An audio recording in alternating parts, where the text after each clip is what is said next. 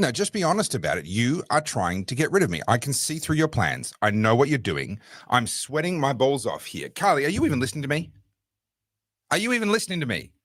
You've decided that I have to wear a jacket. Did you even think that summer was coming? I'm dying in a t-shirt here. Do I have to show you that I'm not wearing anything on the bottom half to convince you that this is a terrible, terrible idea? Carly? I'm sorry, were you talking to me? All I heard was a whole bunch of screeching. Sorry, were you using words? Was that English? I'm sorry. I have been watching a lot of Abby Chatfield recently. That might have rubbed off. But all I'm saying is you didn't think about a summer wardrobe for me. You only gave me a winter wardrobe, and I am dying here, and it's the middle of spring. No. We've got your summer wardrobe. It's just not safe for work, so we're going to have little blurries. My birthday suit, yeah.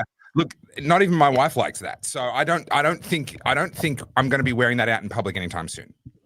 I actually do love winter way more than summer because you can dress up against the cold, but if you dress down against the warm, there comes a point where they put you in prison, and that's less fun. Yeah. Yes. So I'm definitely a winter person because that way I can wear a t-shirt and not completely sweat my ass off. Are you here to give us fashion tips, or is this a political podcast? Like, I'm a bit confused. Well, I am just okay, fine. I will. I've thrown you off, haven't I? Well, to be honest, I almost called. Am I allowed to speak at some point? I was about to share my feelings with you, Carly, but clearly you don't care. So no, just you talk over me. Go. That's fine. Dude, I'm an Aquarian. I don't give a shit about feelings. Why are we even talking about feelings? I don't even have them. Keep going. What star sign are you? I have no idea. As if I'm going to know the answer to that question. Carly, have you met me? When were you born? When's your birthday? Like 40-something years ago. I'm April, early April. So you're either an Aries or a Taurus. Don't know, don't care. I reckon you're a Taurus. I don't know. Either way. Sen 09 might have a point. There might be one coming out later tonight. I don't know. We'll see how I go. Awesome cement. Look, possibly. All I'm saying is you can see it. I'm not lying here. Like I can't wear a jacket. I cannot wear a jacket as a regular part of my wardrobe. You look like Barnaby Joyce, so beetroot, great. So I've got to choose beetroot or just go orange after Orange Man Bad. One or the other. Right. Anyway, speaking of clothes, I almost called this episode The Emperor's New Clothes because that's what I feel like we're living through right now. And I mean, so much to unpack, but just looking at social media, X, and the news cycle for the last 24 hours, like there is nothing Jacinta Allen can do now. She is literally out of her depth, and she went out today to double down. Yes, it's beautiful. It's beautiful. I have not seen it like this in 16 years of political commentary. I've never seen a setup like what's just happened to Jacinta in the last couple of weeks. It is perfection. It is. This is literally, like, for those who don't know what the Emperor's New Clothes are, no amount of Jacinta going out there and trying to convince her base that she's right and like things are going well. Because every time she comes out and says the Melbourne CBD is safe, something even more egregious happens. So whether it's knife crime, like random stabbings, carjackings, or like, kids hooning around the CBD, like she can't catch a break. And it's beautiful, but you're starting to see like the sentiment I got from X today is everyone's sort of on a bit of a high because the police commissioner or a police sergeant's come out saying, like it was left, right? And people are like, this is a win. I'm like, guys, stop. The game is just getting started. Like this is it. We're about to tee off. Would you agree? I do. And can I make an observation? Well, two observations. Firstly, the degree to which the left-wing nut jobs are going ballistic over the fact that the violence was correctly pinned on them. And look, I'm not a supporter of these current round of protests. I've got a very different view on immigration to what these guys do. That history is well known. So I'm not coming at this comment from a partisan point of view. But well done to everyone involved in the March for Australia this last weekend for keeping it clean, for keeping it Yeah. absolutely clean cut, to the point that the police have had to come out and acknowledge it, and the media have belatedly been forced to acknowledge it. Sky News were all over it right from the get-go. So was social media. Rukshan and others got it out there straight away, the truth of what had happened.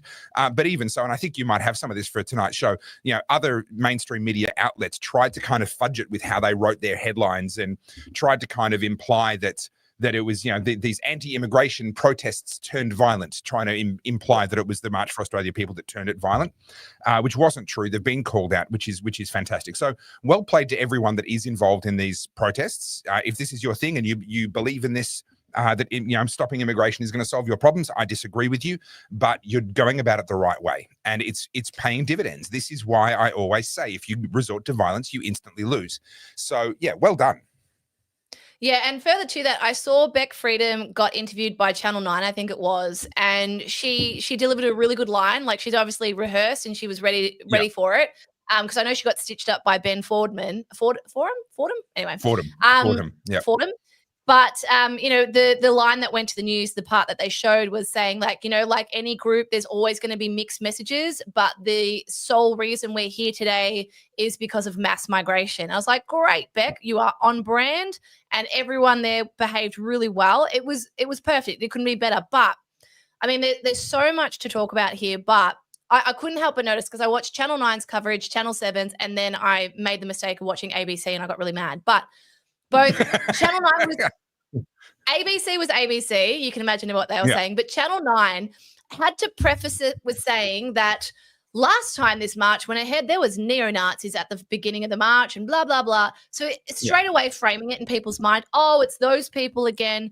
And by the time they said, they were well-behaved and they showed that clip from Beck, it was already kind of like painted that, this is a neo-Nazi protest. Yeah.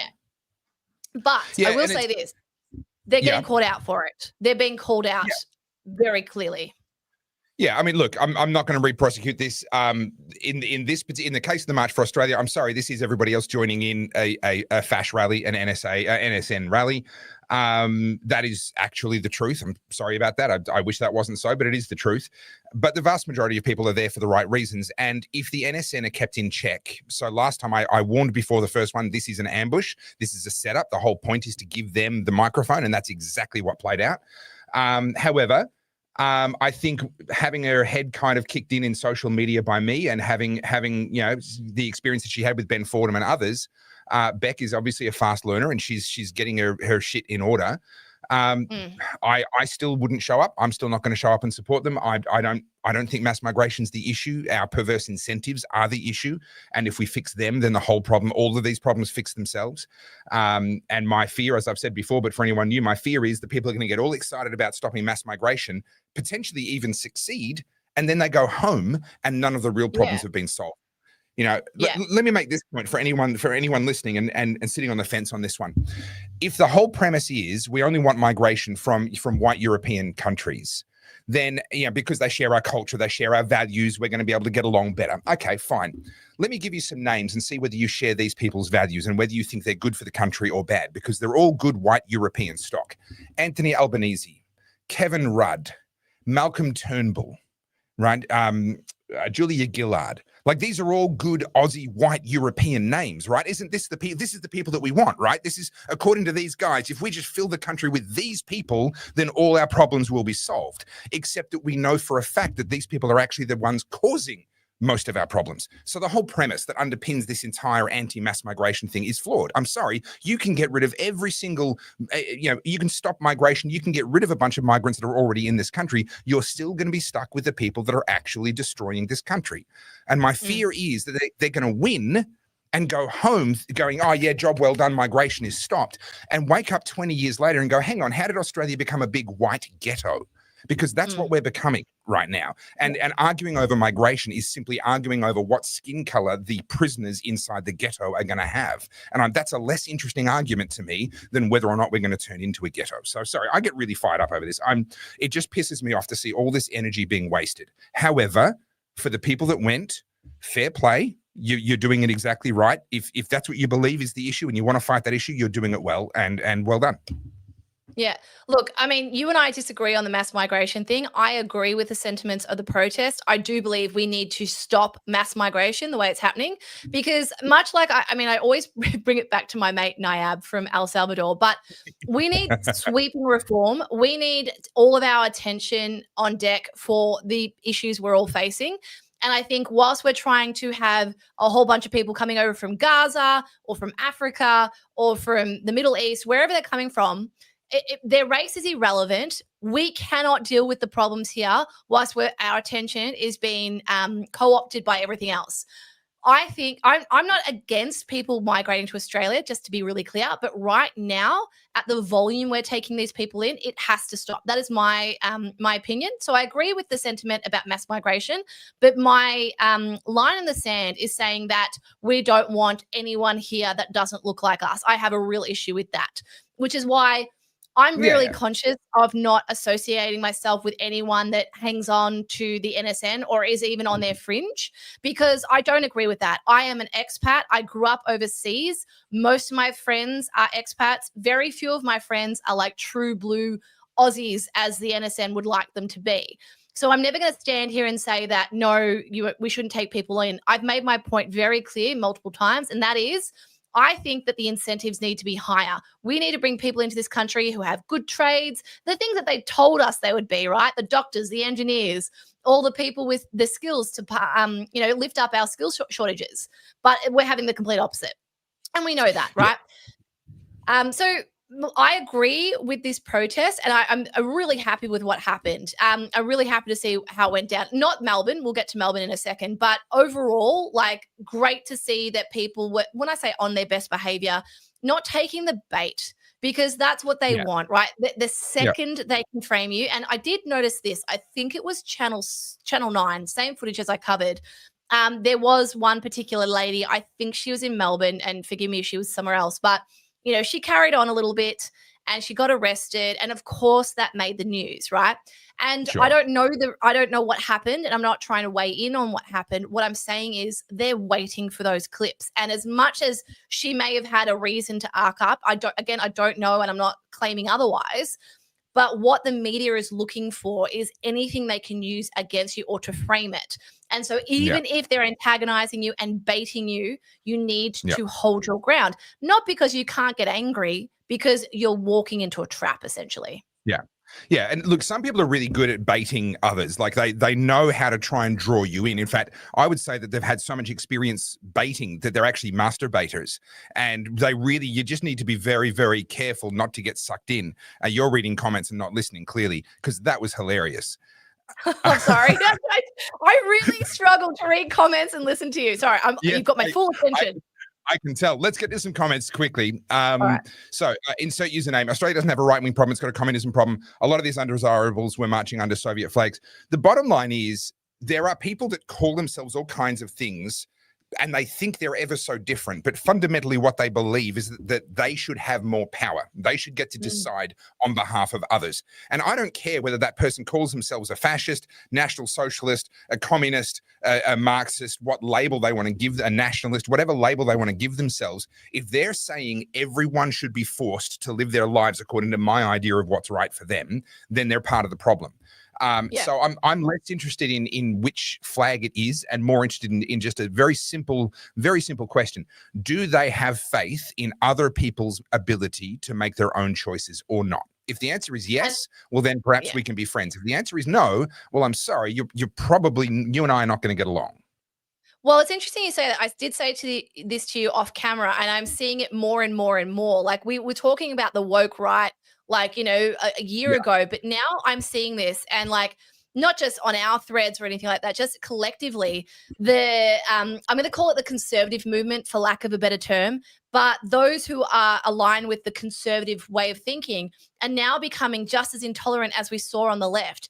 They have a certain criteria, and they want you to fit in that. And if you deviate from that, therefore you are the enemy. And so we're going to see the same fracturing on the right as we saw on the left. And what my concern is, just because the pendulum's swinging back, we don't want it to overswing where we now have that fracturing with the right and we go far right progressive on the other side.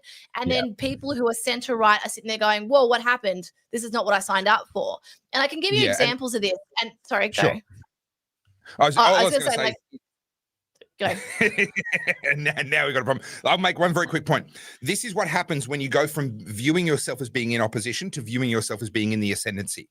When you're in opposition, you put aside your differences. The enemy of my enemy is my friend, and you'll put aside every difference between you and your and someone who's the enemy of your enemy, right? But as soon as you think you're winning, and we saw this in World War II, by the time the Allies realized they were defeating Germany, America already started working against the communists because they knew that was the next war, even though Russia was still fighting the Germans. America were responsible for effectively executing through deception, a whole bunch of French partisans, people that had risked their necks for years fighting the Germans under the Vichy regime during World War II when they were occupied. These were courageous people that had risked their lives to fight against the Germans and to fight against fascism, but they did it under the communist banner.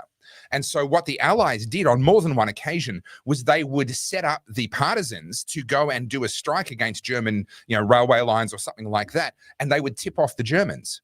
So the Germans would just go and slaughter the entire group of people. And in the minds of the Americans that were making these decisions, it's like, well, we're going to beat the Germans. We already know that. We now have to make sure that the communists don't take over in France or anywhere else.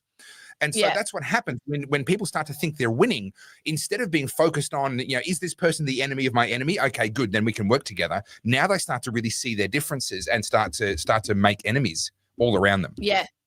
And I'm seeing this, every now and then when I see the chat, there'll be a comment in there going, oh, well, Carls and Topher want Melbourne to look like London. I'm like, okay, so because we disagree with you on this thing over here, now we're the rabid progressive left. Like, that kind of thinking is so destructive. And I know you're probably doing it to antagonize me or whatever, but it's not just our chat, it's across the board. We want it this way. And if it's not on our terms, then it's not good enough. We've just battled that for 10 years with the left. And as we know, with the left, the horizon kept shifting. The whole slippery slope argument. You give them gay marriage, then all of a sudden it was the trans stuff. And now they're trying to legalize bloody pedestry, right? And I know it sounds like I'm talking in hyperbole, but it's the exact same sentiment. And that's what scares me. It's like, no. We are still advocating for a civilized society where we can have discourse with each other. We're not going to agree on every point. That doesn't mean you need to condemn me and tell me that, I'm an idiot and I don't get to have a say. We need to get to a point where there's a robust conversation, and it should always be robust. There should be points where you and I go, no, I disagree with you on that. That's healthy. When we start to end up in echo chambers, that's not good. Yeah, and you and I are distinctly different when it comes to the immigration issue specifically. But there's been some comments that were made a little bit earlier in the thread. I just want to explain what I mean when I say fix the incentives. One of the reasons why we have to have quotas on immigration is because we've made it so attractive. People can simply show up here, and yes, it is a fact. The fact checkers love to say, oh, that's not true. There are certain, if for example, if you're Indian, you come to Australia, we have a reciprocal arrangement with India where you instantly qualify for things like the pension, for Medicare, and for other benefits that, yes, are denied other immigrants for longer. And so what happens is when someone says, oh, they just come here for the welfare, they just come here for the handouts, the fact checkers will say, oh, no, that's not true. They're not eligible for X amount of time. Well, they're talking in the sort of the worst case scenario, but there are people that can come here and be immediately eligible because we have reciprocal arrangements with those countries, which, by the way, make no sense because barely any Australians are emigrating to India, especially not at retirement age, and especially not for their healthcare system. Okay.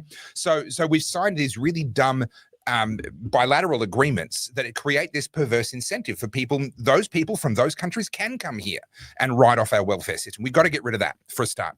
Secondly, we've got to get rid of any of this sort of nonsense around help to start up businesses, or basically any taxpayer funded anything has to go. I would argue that we actually need to get rid of taxpayer funded healthcare, welfare, education, the whole lot. We need to move this entire country across to a user pays system. Now, the reason why I say that is because you can either have a generous welfare system and a generous taxpayer funded system, or you can have open the ability for people to move and to move around between countries. You can't have both. Now, there's a lot of people who are very happily saying, well, that's fine. We'll just shut down movement. We'll shut down immigration. There is no difference between what we have now and essentially serfdom, essentially a feudal system. As soon as we introduced passports were introduced in the First World War, by the way. Before that, they really didn't exist. People simply showed up and said, well, this is my name and what have you. You can go through the records in New York when immigrants were arriving into America during that era where they had this huge wave of immigrants. It's just this book where people are giving their names, etc. Passports were invented as a temporary measure during World War I to protect against enemy agents coming into the country, right? That was the argument. It's for your safety. It's to stop terrorism, or in this case, to stop the enemy, to stop the war. And of course, there is nothing so permanent as a temporary government program. But because we have all of this welfare, now we have to have essentially a serf-based system where you belong to the country that you were born in. They kind of own you. And other countries are going to decide, are you allowed to come onto our turf or not? Now, I view that as one of the worst human rights violations. It is borderline to human trafficking, this kind of restricting of people's movements. But I know that I'm very much alone on that. There's a lot of people that view that really, really differently, and that's okay. But let me come back to this issue of the welfare and the incentives. If there was no perverse incentive, if it was a case of, yeah, you're welcome to come here, but you better fucking work a job. You better pay your way, because there's nothing else here for you. And by the way, if you start getting involved in crime, stealing, even if it is to feed your family, or you start getting involved in violent crime or this other stuff, you'll be out on your ass in no time, like zero tolerance. You're out on your ass. You change the incentives. And at that point, who's going to come over here? Well, not the people we're getting at the moment. And that's the point, right? The problem actually isn't that we've got immigrants coming in. The problem is that we've got immigrants coming in who have no desire to work, to pay their own way, to integrate, to make and build a better future for themselves in Australia as Australians. That's a problem with the incentives. And so we have a choice. Either we clamp down and we put up iron bars around Australia and we try and control everyone that moves in and out, and we go deeper into this world where countries are effectively fiefdoms. We are serfs on a tax farm. That's the reality of Australia today. Or we fix the incentives and then we don't have to control people the way that we take for granted today. Yeah. The one little caveat I'll add to that, though, is the rise of fundamentalist Islam. I do see that as an issue. And, people might disagree with me, and that's fine. You're welcome to. But I do think Islam is a threat. I do think what's going on in London is terrifying. I do think that having a socialist going for New York mayor is terrifying. And so what I'm seeing a lot of this migration, there is definitely what feels to me, and look, I could be wrong, but this is my opinion, right? So whatever. I do feel like there's a lot of people coming into Europe or Western countries with the intention of trying to take over. I do believe that. I do believe that to be true, because when we have a lot of these people coming here, and this is why I was saying, like, we need a better vetting system. I know you and I disagree with this, but I believe there's a lot of people coming here, one, because of perverse incentives. I agree with that. But two, there's a bigger objective here. These people want to come here to, I was going to say colonize. That's probably not the right word, but they want to start a Muslim caliphate, right? We've seen that already playing out in London. We're seeing that in a lot of parts of the world. That fucking terrifies me. I'm not going to lie. Like, it was only 25 years ago, not even, that September 11 happened, and we had, Osama bin Laden. Now all of a sudden you have Queers for Palestine.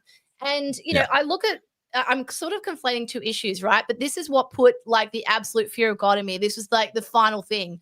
When that ceasefire was, signed with Trump and Israel and Hamas, and within like hours that Hamas was rounding up their own people and executing them publicly. Now I'm going to say something that's going to be deemed like outrageous, but get over it. Again, this is my opinion.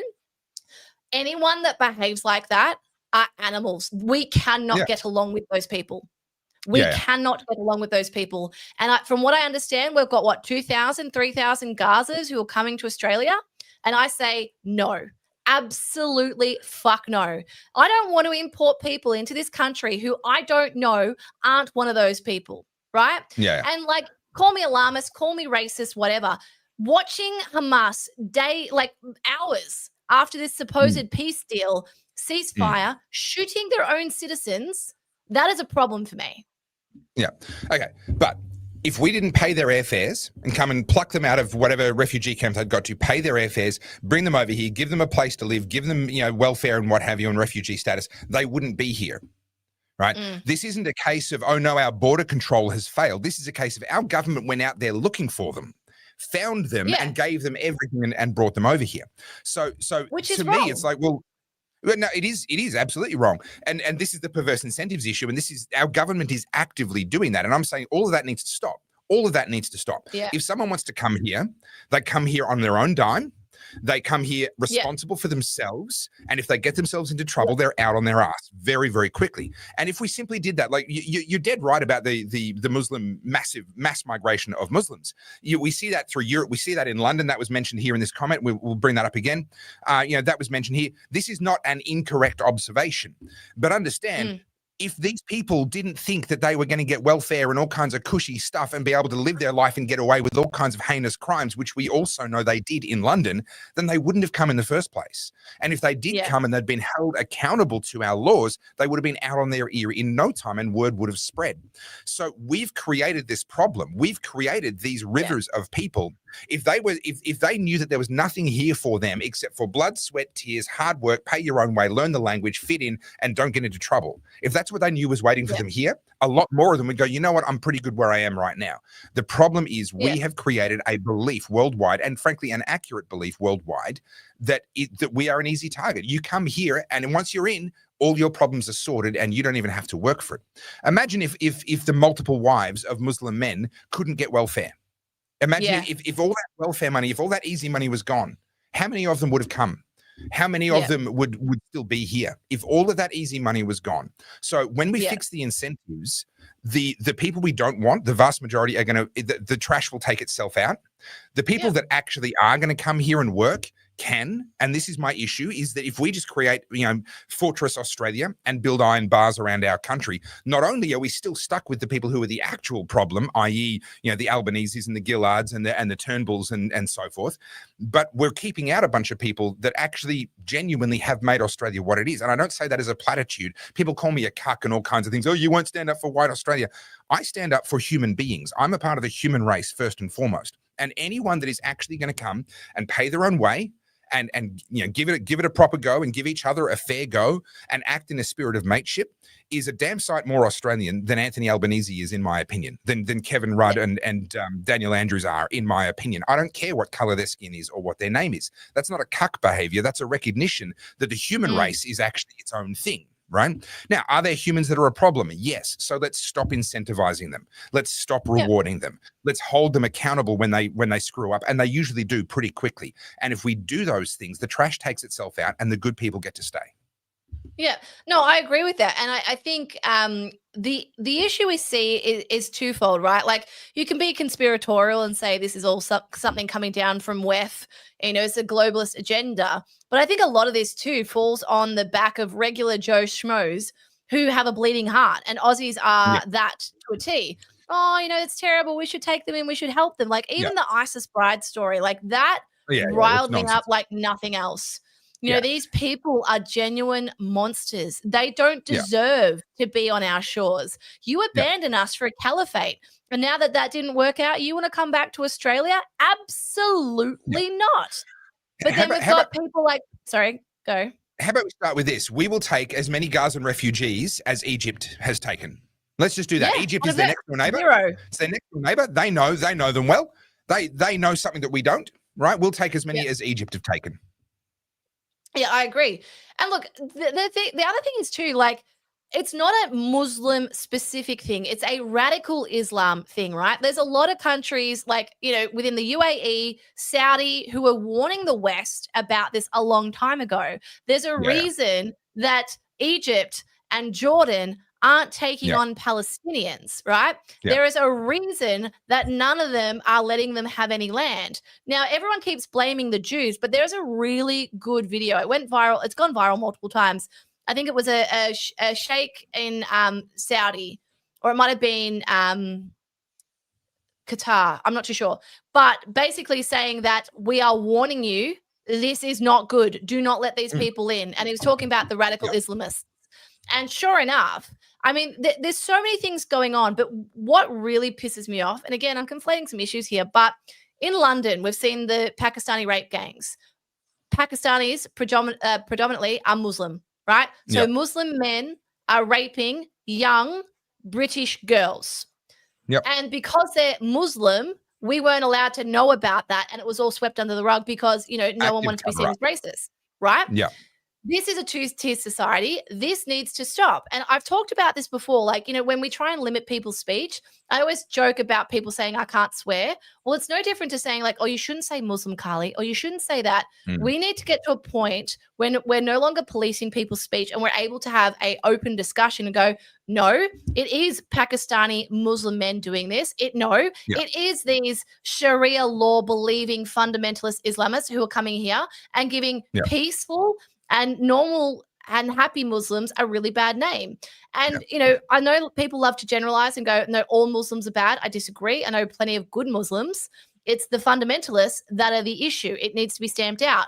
But with the way the left behaves and the way Jacinta Allen or Albanese behave, you can't even have a conversation because before you even get off the start, they're calling you a racist.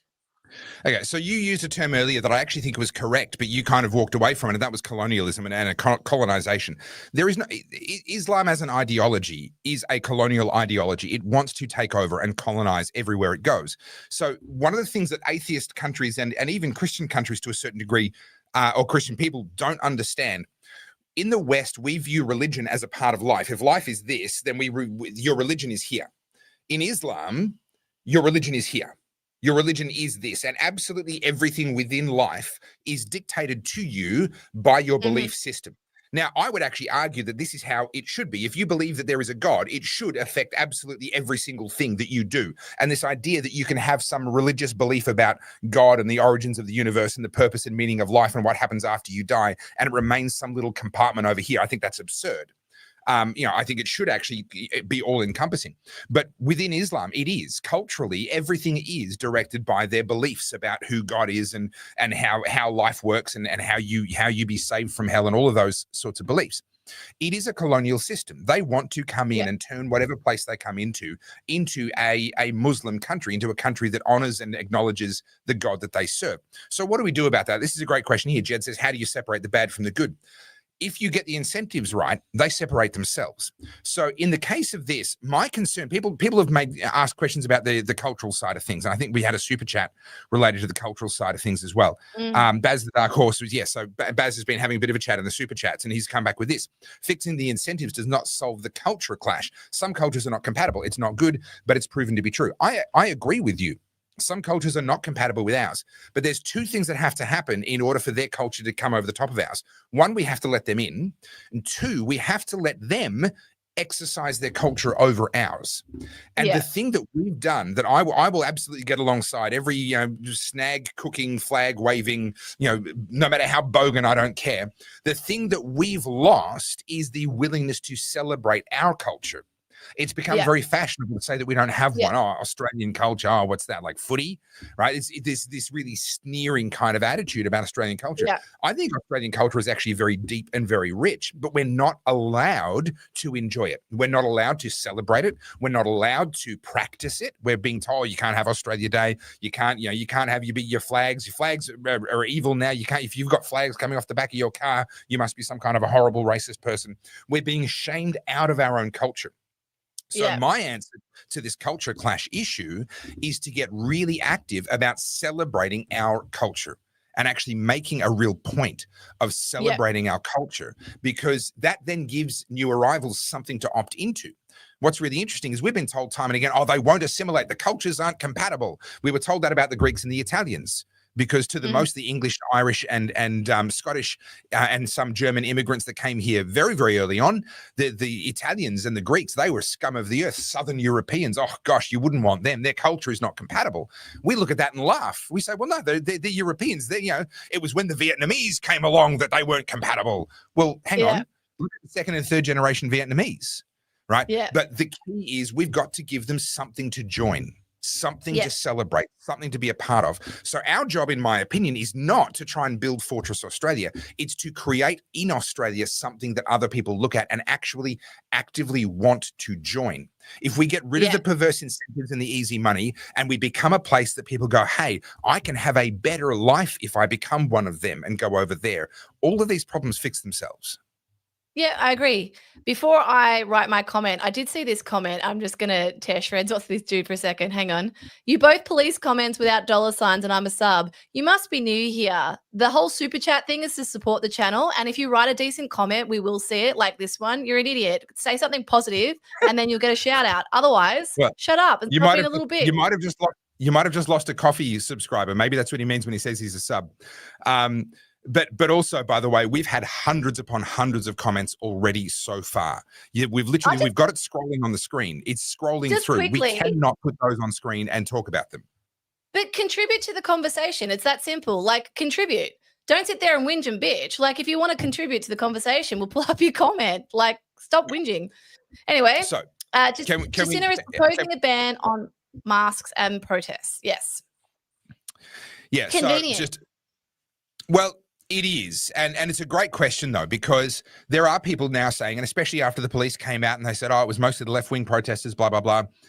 There are people on the pro-freedom side that are cheering on this idea of permits for protests. Not many, to be clear. Most people have seen straight through it. But there are some that have been sucked in. I was like, oh, yeah, we're going to stick it to the left. They're going to have to get permits to protest. No, you do not give the government idea. Yeah, the right to decide what's a legitimate protest or not, because sooner or later it will be used for political purposes. We know that, and we've seen that. And I think that's the point of your question here, Long Dong John. Is we've seen what they're willing to do. We've seen how partisan that they are willing to be, and I liken it to Boromir in Lord of the Rings. For me, everything comes back to Lord of the Rings. But conservatives, here we go, drink. Conservatives believe that they can wield the power of the ring, that they know how it should be done. And if you just give that power to me, I will be able to solve all the problems with the power of this ring. And of course they can't. Hey, I'll give you that. That is a great analogy for where we're at. And normally I just roll my eyes, but actually you're right. Like it's the pull of the ring. And I have noticed this, and I did sort of allude to it before. I am already seeing this on the conservative side. And like you and I got accused of being conservatives the other day. They're like, this is a conservative channel. I'm like, I went and had a shower. I felt so dirty after that. Conservative? Me and Topher? Are you drunk? Don't insult me like that. No, but like, I am seeing this, and this is something that I'm trying to talk to people about as well, because it's all well and good to have this discussion, but thinking that you're better simply because you're the opposite to what we've had the last couple of years, well, that's the same. You're falling into the same trap. This trap of, well, I would do it better. And if I had the power, I would be right. And that's exactly what you're talking about with the Lord of the Rings thing. There's this pull and this coercion that comes from having those cards in your hand. And I think I've made this point before. I think when a lot of people go into politics, not all, this is a generalization, but I think most of them are somewhat decent people to a degree. I think it's the system and the swamp that corrupts them, right? And that's, a lot of, especially the young ones, and I'll say this now, a lot of those people at the left-leaning protests, aside from the antagonists, there's Antifa in there and you've got your pay-for-play people, right? Take those out. Yeah. If you go and have a look at the average little lefty that's going in and protesting, these guys honestly do think they stand on principles, that they believe in what they're doing. And I understand that. And I empathize with that because that's exactly what you and I encourage, to stand up for what you believe in. Correct. So you can't say, oh, they shouldn't be protesting because they don't believe in the right thing. No. Our sentiment has always been protest and stand up for what you believe in. But let's also have a discussion about your beliefs and let's see where we can find some common ground. Yeah, let's have the battle of ideas, but let's not try and create different rules depending on which ideas you have as to what you can and can't do in that battle of ideas. It should be a level playing field. At the risk of taking us back a topic, Joe's got a comment here. Surely it should be focused on integration, not necessarily immigration. Cultural separation and multiculturalism hasn't worked. Thoughts? I agree wholeheartedly, and this is where a lot of people miss my fundamental point. I couldn't care less about the color of someone's skin, but I do care about culture. And this is why I'm saying we should celebrate our culture a lot more. Now, I don't think that bringing people from other cultures in is automatically the problem. Us not being allowed to celebrate and promote our culture and other people not being held accountable to the same laws is the problem, right? That's where we end up with a lot of problems. But what we see time and time again, when people come into Australia, by the second or third generation, they're Aussies. They're as Aussie as you or I. And so the cultural assimilation thing is literally that generation that arrives and maybe partly their kids. But by the time it's their kids, that culture issue is gone. What we lack is the permission within ourselves to actually really celebrate and cement and kind of promote just by living it, just living our culture and promoting it through that. That's the issue. So I am not a multiculturalist at all. I'm not a multiculturalist, but I could not care less about where you were born or what color your skin is, because I have way more in common with a Venezuelan refugee than I have with Anthony Albanese, despite the fact that he's an Aussie. Right. This is my issue with the people that then turn it into white. So some people say, oh, well, we're a European Westminster system, European culture, Judeo-Christian values. I agree. And that came out of a white Europe. Yes, it did. That is a historical fact. But it does not follow that only white people can then have that culture. That's where people seemingly just they just think that one leads to the other, and it just doesn't. Yeah. Oh, look, there's a couple of things, and I always use Japan as a good example for this. Japan up until like, a few years ago was a pretty like ethno-nationalist state, right? Like they didn't have much immigration whatsoever. Like you could go there and you could live there, but it was very difficult to get permanent residency. It was very difficult to buy land. And then someone came in who's a little bit more progressive, and sure enough, they've gotten the European treatment.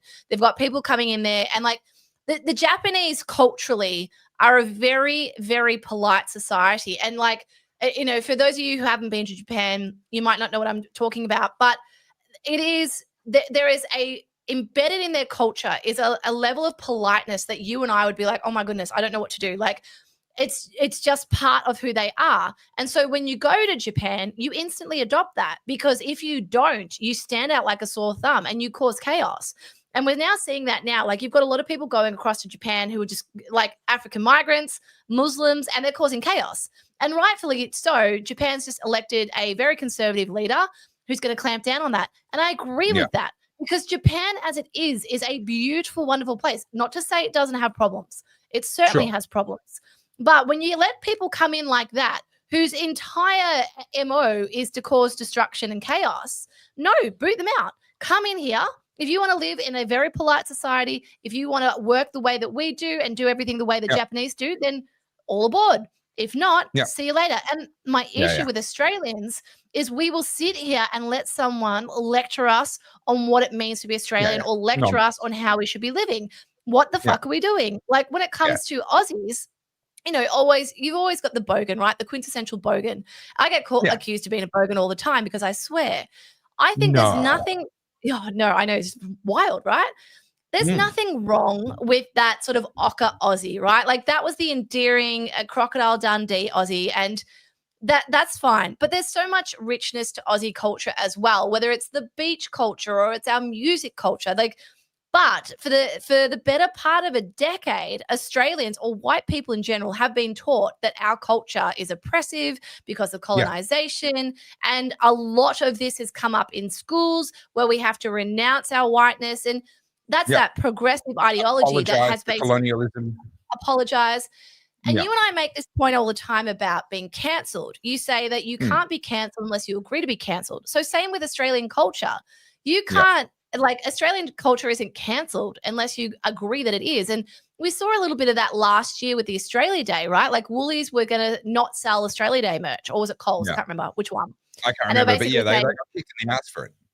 And it and rightfully so, there was uproar, because I don't know at what point did the whole of Australia turn around and decide, you know what, our flag's terrible. I understand that the left hate it, but like the mass adaptation by the average Aussie, oh no, you shouldn't put a flag up. What do you mean?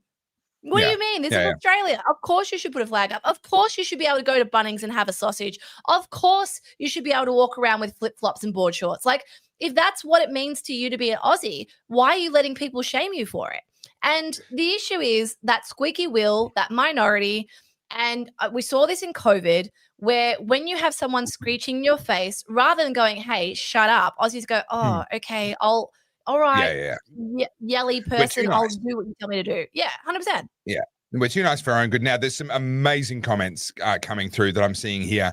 All we need is love and castle law. All we need is love and castle law. Sen09, And dogs. that comment would take the cake if it weren't for some of the others that I'm about to get to. Catherine Cavaney says, Jay Allen now wants to ban masks at protests. Yes, that's true. However, James Bennett's, well, he's asking the real questions. They need to have whether or not masks are banned each day on the news, like back to like an 11 o'clock presser, I think is what he's referring to. After the UV rating and before the total fireman status. No, I think that's underselling it, James. We need to have a dedicated press conference just for the mask wearing status. It's got to go for at least 45 minutes and start with the words, "You right to go?" Stop it.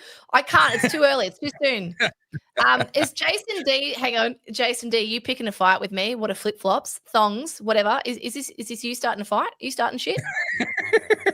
Listen, if you go to America and tell people that you walk around in thongs, they're gonna think it's a little bit different. We've got a Kiwi. Jandals. I've never understood jandals. That just sounds stupid. So sorry. Where's the ban button? How do we ban people off the show? All right, let's start a fight in the comments. What do you guys call swimwear? Oh gosh. Okay. Let's go. Well, let's brawl. While you all tear each other to shreds. So Joe comes back with this comment. Why don't we just use a bond system and put things in place where they have to do constructive things before they get access to Social Security? I would say we actually do this with HEX. So if you work, the debt is forgiven or the debt gets repaid. So there are different countries that do different things. There is a bond. The idea of a bond system is not a bad one. And I'm going to put aside my libertarian ideals of having a world without passports and just say, look, if we're going to have an immigration system, if we're going to have quotas and restrictions and everything else, which is what we've got and we're going to have probably for the rest of my lifetime, then how do you best do that? A bond system is one way to do it. But that's not necessarily always in the best interest of the country. So just because someone's got money doesn't mean that they're actually going to be a real contribution to the country. So we would want to have not just a bond system, not just a pay-to-play system. Another way that it's been done, and Canada did this, I'm not sure if they still do, but I think this is an intriguing idea, is where immigrants can be sponsored by citizens. And you say, right, you're going to put up a financial bond, you're going to bring them over, they're going to live with you. You're responsible for them getting a job, for them integrating into society, for them learning the language. Now, I've got a lot of sympathy for this because my in-laws have actually spent the last 30 odd years housing international students. And they've made their home available as a home where they come as the very first place they stay in Australia. A lot of them without a single word of English. And they cook for them and they bring them into the family meals and they have family conversations with them and literally force them to talk, force them to listen, force them to interact and be a part of that.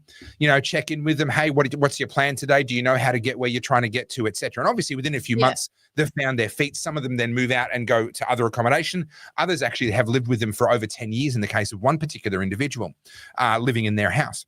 And so they're literally performing that function, but they're performing it for students. These are people on student visas. They come over here, they get their degree, they pay their fees, and then they leave. But a similar thing for people that wanted to stay.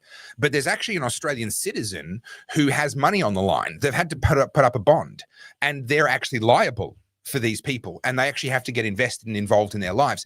And I think if you turned around to a lot of the real bleeding heart refugee type people and said, hey, everybody, okay, we'll take in refugees. How many would you like? They have to live in your home.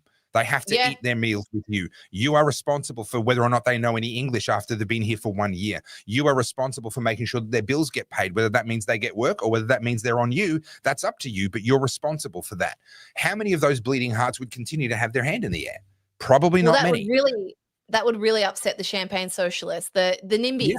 Oh, yes, bring them in, but no, not in my house. Yeah. And you saw that, there was no better example of that when I think it was Texas sent the busloads of migrants over to Martha's Vineyard. Martha's Vineyard, was a perfect example.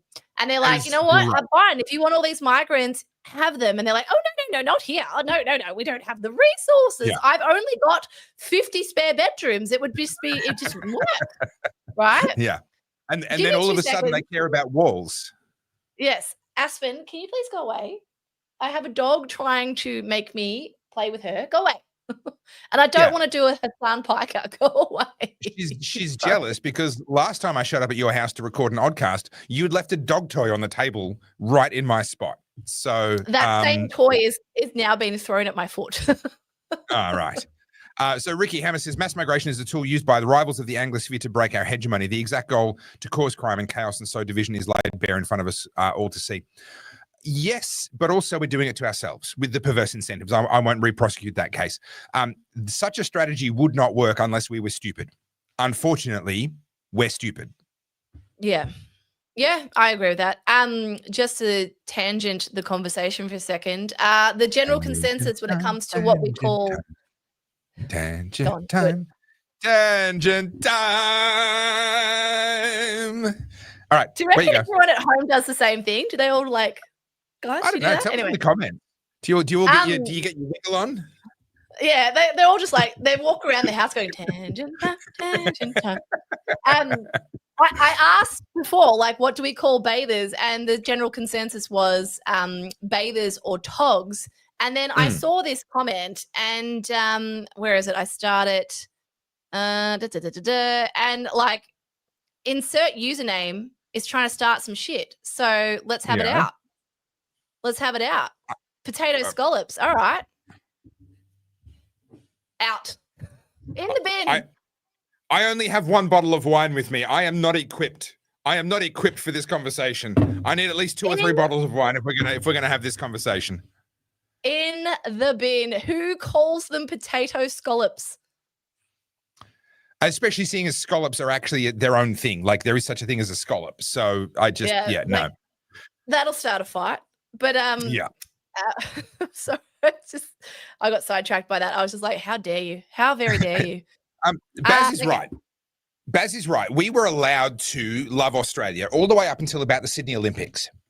Yeah. And that seemed to be around about the turning point. I don't think the Olympics were the cause of the turning point, but it was around about then. It was in there somewhere where all of a sudden we made room. We apologized for the first time to the woke mob. And, you know, we've talked about this before. You never apologize. You don't negotiate with terrorists. You don't apologize to the woke mob. And the reason they are the same thing, by the way, for those that haven't heard me talk about this before, the reason we don't negotiate with terrorists is because they're not looking for a settlement. They will take everything you give them today, and then they will use that as leverage to come back for more later. Correct. There is no making peace with them.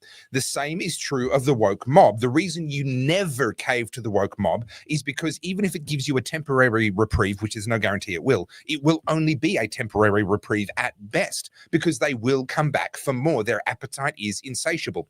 At some point around about the Sydney Olympics time, around about year 2000, we as a country, as a culture, apologized to the woke mob for the first time. And it has all been downhill ever since then. Yeah, there's definitely been, I remember I was at high school, the early 2000s, right? I think I graduated 2003. And in those last couple of years, there was definitely that little conversation around, oh, like, look what we did to the Aboriginals. We're terrible people. And it was starting then. And it's interesting because people think woke started like the pandemic. No, it's insidious. It's been growing like black mold for the last couple of decades, and it went unchecked. And you guys have heard me make this point 100 times, but we have to take back the institutions. And I know people are like, oh, I don't want to go to uni. I'm not saying you, but this is where it started. Like, should we have our glasses ready? Are we about to have to drink? I wasn't going to say it. I was talking in a broader sense, but I can say it if you. No, fine. I can say it if you. Okay. No, all right. I'll give you an example. No. I'll do it. I know you guys all need an excuse to drink, so I will give it to you. So I got my exegesis read by a professor at a different university, and I just wanted someone with a master's. There you go. You good? Everyone? Go. I just wanted his take, right? I just wanted someone else's eyes on it because it's a contentious topic. There's 2 contentious things about it. 1, I'm going up against feminism. 2, I'm going up against AI. Oh, I'm pro AI, right? So I'm literally going into the lion's den. You don't touch the sacred cow, and feminism is a sacred cow. And here I am, gentlemen in the chat. I am arguing for you guys. Like, I am going into bat for men, right? And I know that paper is going to get me in trouble. And the second thing to that is, as a creative, me being pro AI is like, I'm going to basically start World War III. And so if I'm going to put a paper like that out there, an academic paper, I need to know that, as like content aside, it works perfectly in the academic sense, right? Like my opinions aside. And so I just wanted to make sure, like, it was formatted correctly, the right words, all that sort of stuff. Anyway, he wrote back and he said, this is a great paper. And he's like, I definitely believe you are contributing to the conversation, but I just want to warn you, if you publish this, it will cause you some distress. And I was like, brilliant. Because let's do it. Let's go. So I'm going to put it out there and start the conversation, but that's what it takes. It's not about abandoning these places. It's about going, how can we, in whatever capacity as an individual, start to take that space back a bit? On Australia Day, go and celebrate Australia Day. Go and wear your Australian flag. It's it's a way of protesting that's not, holding the CBD to ransom. Me going to university and doing what I've always wanted to do. This isn't a new thing. I've always wanted to do this. And now that I'm doing it on my terms, my way. Yes, there's friction. Yes, there's people biting back. But, someone has to go first. Someone has to bulldoze through. And you didn't go there to just fit in and become one of them. You went there to push yourself and to sharpen your ideas in order to contribute. And that's what universities have historically been for, is for people like you who want to get in there and disagree and debate and get pushed and get better. And you went in there with that objective, but clearly that doesn't really fit in that environment anymore. Well, this is what Charlie Kirk was doing, right? And this is why they hated him so much. As you said previously, he was giving them the microphone. He was encouraging those people to the conversation. And my biggest concern, and this is kind of what I've been alluding to all night, my biggest concern is we're going to shut the conversation down going, no, you've had your turn. It's our go. Right? And whether it's the right, the conservatives, whatever you want to call it, the opposite to the progressive left are going to go, no, shut up. You've had your go. It's our go. And that's not the right way either. There needs to be an olive branch at some point. And some of these people just genuinely need someone to have a conversation with. And I know this because for the most part, I don't know about you. I mean, you've got a bit more of a recognizable face than me. But when I go into my uni lectures or different locations, I'm not saying, hey, I'm Carl's the libertarian. Hi, I have a podcast. For the most part, I don't say a bloody word. I don't bring up politics. And yet I can tell you now, when you're in these chats, the leftists do. Within a second, they'll say that, Trump's big bad Hitler and, that's the same tropes that they roll out. That's your sashes. So what's funny about this? They've got to advertise their 100%. Sashes. 100%. I honestly, I thought this was the funniest thing when we went back to the last trimester. That the next recruit of people were in there, and you sort of go around and introduce yourselves. And this woman, exactly what you expected her to look like all the things. The first thing out of her mouth was, I'm here for the queer people because, as you guys know, we have Trump in and fascism is taking over. And I was like, yes, that is very on brand. You look like the stereotype. You guys don't like stereotypes, but boy, do you know how to look like them. Now, there's the reason I bring that up. Sorry, go. No, you finish that. We need to get across to a super chat here before somebody completely drains their bank account. But finish your point, and then we've got to rescue this person. Yeah. So my point with that was I don't go out there saying I'm a conservative, I like Trump, whatever. Until they get to know me a bit, and then they might ask a question, and I give not deliberately, not to antagonize them, but I give them a little bit more of a centrist or more right-leaning answer, and they go, "Oh, is that how you feel?" I'm like, "Yeah." But they already know that I'm a nice person, I've been courteous, I'm nice to have a conversation with. And then the politics comes out, and it's really interesting because that's how you have the conversation. You don't go in there trying to fight them because you're never going to get the result. That's what Charlie Kirk did, and that's what Dave Rubin did, and that's what's lacking at the moment. I would have hoped that more people would try to come into Charlie's space and going, hey, he set the precedent, let's see what we can do. But I feel like we're seeing the opposite. Look, give it some time. There will be people. Charlie was already an outlier. Charlie was not one of many. The reason why he had such an impact and why his death had such an impact was because he was so unique in what he did. And I did a video breaking that down, exactly what you've been talking about. He would meet people where they were at. He would look for the moment where he could say, I agree. And he would drill deeper and deeper down into their why. Why do you care about this? What is it, until he would find a point of agreement? Because ultimately, most people, not everybody, but the vast majority of people in the end actually just want life to be better. And they care about others. They care about themselves. They care about their kids. They care about people they see as being marginalized or victimized. And so he would look for that point where he could say, I agree. and then he would work from there. But also, what you just said is exactly why it's so important, and it's so pleasing to me that the March for Australia people are now being recognised as having not been the troublemakers, because they are breaking people's ideas and stereotypes of who's who and how they behave and all of that. And all it would have taken was for a small number of them to get hot under the collar and go and do something stupid, and that whole narrative would have been ruined. But none of them did. And which is that's great. what I think that it's so good. It's so good, and just massive credit to them.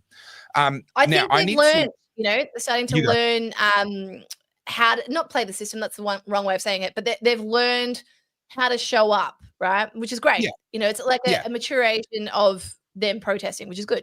And look, it took us 9 months to get discipline in the ranks of the anti-lockdown protests, right? And the movement didn't grow until we got that discipline. It was once we actually had that discipline in the ranks and people began to streamline their message, get rid of the messages that were just muddying the waters, get rid of the real ratbag behavior, that's when we actually started to see some growth. Now, I want to jump into this because Mainstream Slaps, I think, has actually made this comment and then went on to make another comment that's very, very similar a little while later. I'm not sure, perhaps thinking that we hadn't seen the first one or anything. So I just want to get to this before he then digs even deeper into his bank account and pulls out yet another one. Sorry, we are a little bit behind on the comments, but we do appreciate the support, Mainstream Slaps. So the first comment, which is very much the second one as well, I disagree with you on mass migration. And so that would essentially mean agreeing more with you, Carly. The speed impacts the culture and infrastructure of small, vulnerable population nations. Pace matters. Fixing the how is not enough. Old migration was better. Why? Well, I will say this. If you think that old migration was better because it was slower, you'd be wrong. If you take every decade since the end of World War II and starting, so World War II finished in 45, so take 46 to 55 and then 56 to 65 and then 66 to 75, and so take each decade from halfway through the decade and just do the math on that, because we're halfway through a decade again now. So the numbers work out nicely. The last 2 decades have been exactly average. Of all of the decades, 8 decades now since the end of World War II, they've been exactly average.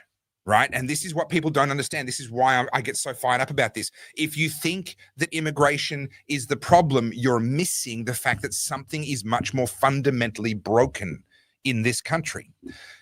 We have, in fact, built enough houses for everybody. The number of dwellings per person in this country is the highest it has ever been. It is the best it has ever been. We have more dwellings per person than we've ever had before.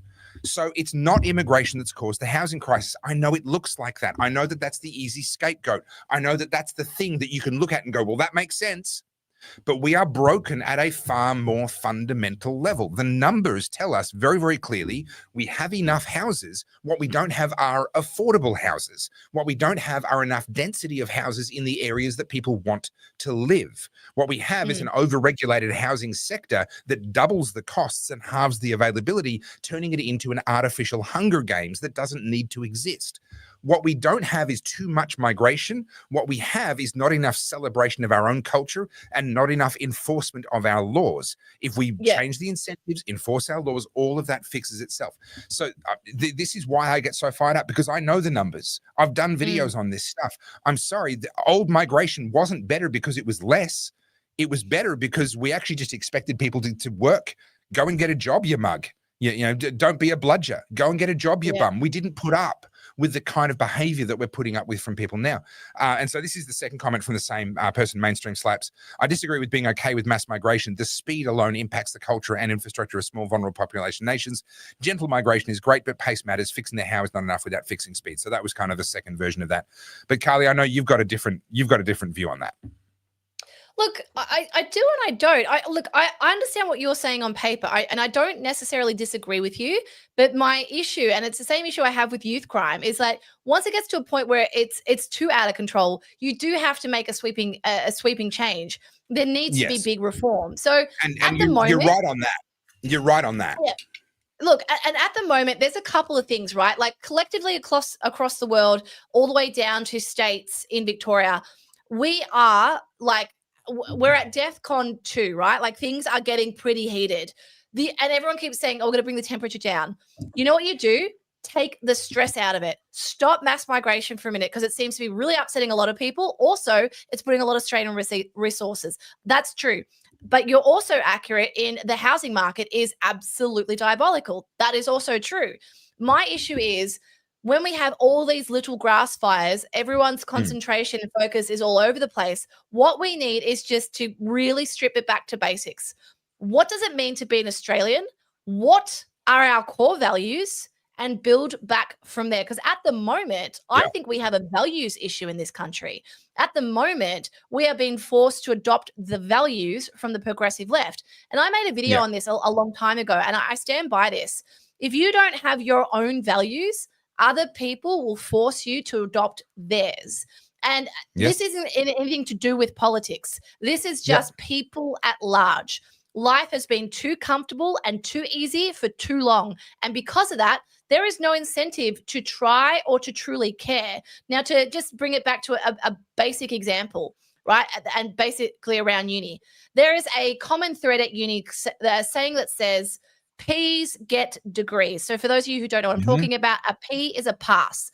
A P is 50%. So if you just put in the bare minimum, you'll still get the same piece of paper as the person who's getting HDs, which is 85 and above, right? But so they go, oh, well, I'm getting the same outcome. So why would I try? It's no different to the person who rocks up at exactly 9 o'clock and clocks off at exactly 5 p.m.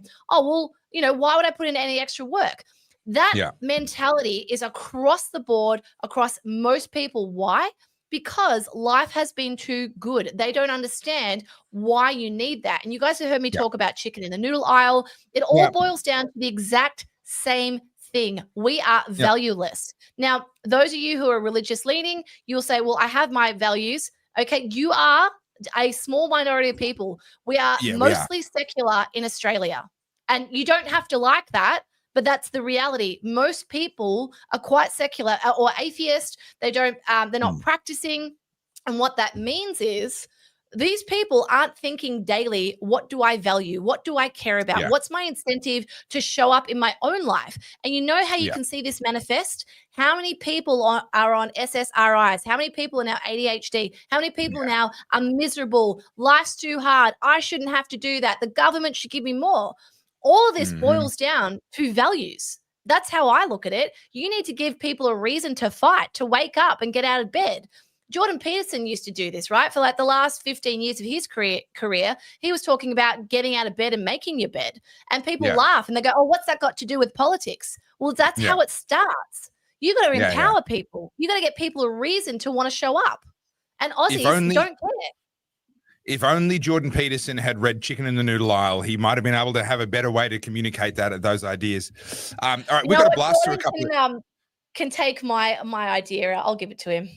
That's nice of you. We've got to blast through a couple of super chats because we still have not got to the situation in Victoria and Jacinta Allen, and we cannot finish this literally episode. 50 screenshots just waiting to be played. All right, so let's get through some stuff. Have you guys seen the latest South Park episode of Mocking Peter Thiel? It's mocking him on his lectures on the Antichrist. I haven't actually watched a South Park episode in a long time, which is sad because they're awesome and I really like them. I keep telling you about South Park. We have talked about it on the podcast. I love South Park. They're awesome, but I don't get the time to watch anything at the moment apart from work-related stuff. Joe Cameron, I bought an Oz flag to put in the front of my house. I was so happy that my neighbor bought one too. Irony is we both bought from overseas. I don't think you've got a choice, Joe. Is there any genuinely like Australian-made flags out of Australian materials? Maybe there are, but I wouldn't know where to look to find them. And we have the only ones on our street. Well, good on you, Joe. Jandals and the word moist. Moving on from that comment. Actually, hang on, bring that back. That is exactly how I feel. Jandals to me is like when people say the word moist. I agree. There are words in the English language that when they come out of someone's mouth, you just like, it's just Jandals is up there. I would agree. All right. Moving on, Joe Cameron, Carl's, I'll buy your dog a dog toy if you could call it Elbow. We definitely need we need to set up like a mailing address for the dogs so that people can send gifts to your puppies. I know, like I'm being silly, but she's driving me nuts. Did you see that? Do you know what I'm talking about when I say I don't want to be a Hassan Piker? Do you have any idea what I'm talking about? No, none. Do you know who Hassan Piker is? Sorry. The name is familiar, but I don't know why. So he's a streamer. He's Cenk Uygur from the Young Turks' nephew, and he's like a Right, rabid okay. socialist. And there's a big hoo-ha around him at the moment because he had a shock collar on his dog. And during a Right. live stream, his poor dog gets up to like move around on his bed. And you can see him press the shock collar and he scolds the dog. And so isn't it interesting how the mask with these people always slips? And that's why I was like, oh, I don't want to do a Hassan Piker right now. It's a terrible joke. But anyway, just giving you context. That's right. I ignored you like I ignore everything else you say. So that was Excellent. fine. On brand. So Catherine Cavaney is suggesting that when we changed, I think this is harking back to talking about when we sort of started to bow to the woke mob. So 2007 was when Rudd became Prime Minister, Kevin 07. But yes, I mean, around that time he was in the ascendancy. And of course, he set up the whole sorry thing, the apology. He would certainly have been a part of that. I would suspect that the movement was already kind of on, though. And that he kind of rode that. I don't know that he was in the driver's seat. I think he was a passenger riding that wave. Can I add something to that? Because Kevin 07 was literally when I was coming out of uni for the first time. And I remember, like, I grew up in a liberal household. I've said that multiple times. But, you know, for the most part, I was so apolitical, especially like 18, 19, 20, couldn't give a shit. And I remember there were people in my university talking about Kevin 07. And I just went by what my parents said, like John Howard was the best. You know, we don't vote Labor in this house. And I remember them saying to me, it's like it's stuck out, and I've remembered it all these years. It's saying like, we need someone in Parliament who has a heart, right? That was the comment, and that started like that would have been 2005, 2006, and that was the whole thing. We need politicians who care. So it's been insidious for a long time. It's been growing for ages. It's just gotten to a point where we're all beaten dogs and we don't stand up for like all the things that we agree on. So these people have been able to gain all that extra space in the argument. And when you talk about it now, like go and look at what they were protesting on the weekend when we get to the Melbourne protests. Read what their slogans were saying. We don't want fascists here, as they literally behave like fascists. You know, we love all people. All of this has come down to just believing that if you've got a heart, then you will adopt the left side. And what that does, it's like really subversive. People go, well, I do have a heart and I do care. I don't want to be seen as heartless. And that's where it all stems from, you know? But it's also, so at the same election, the Kevin 07 election, I had a friend of mine who's in the arts and he's a genuinely great guy. He posted on whatever social media platform we were using back then. I can't remember if we were on Facebook by then or if it was still MySpace or whatever. He posted up saying there's more to life than the economy. Oh, and I replied and said, that's very easy to say when the economy is good. Right. And that was the exchange back then. And all of my lived experience since then with what I've seen as I've traveled. And yes, if you've got your drinks handy, especially when I went to Venezuela. Oh, God.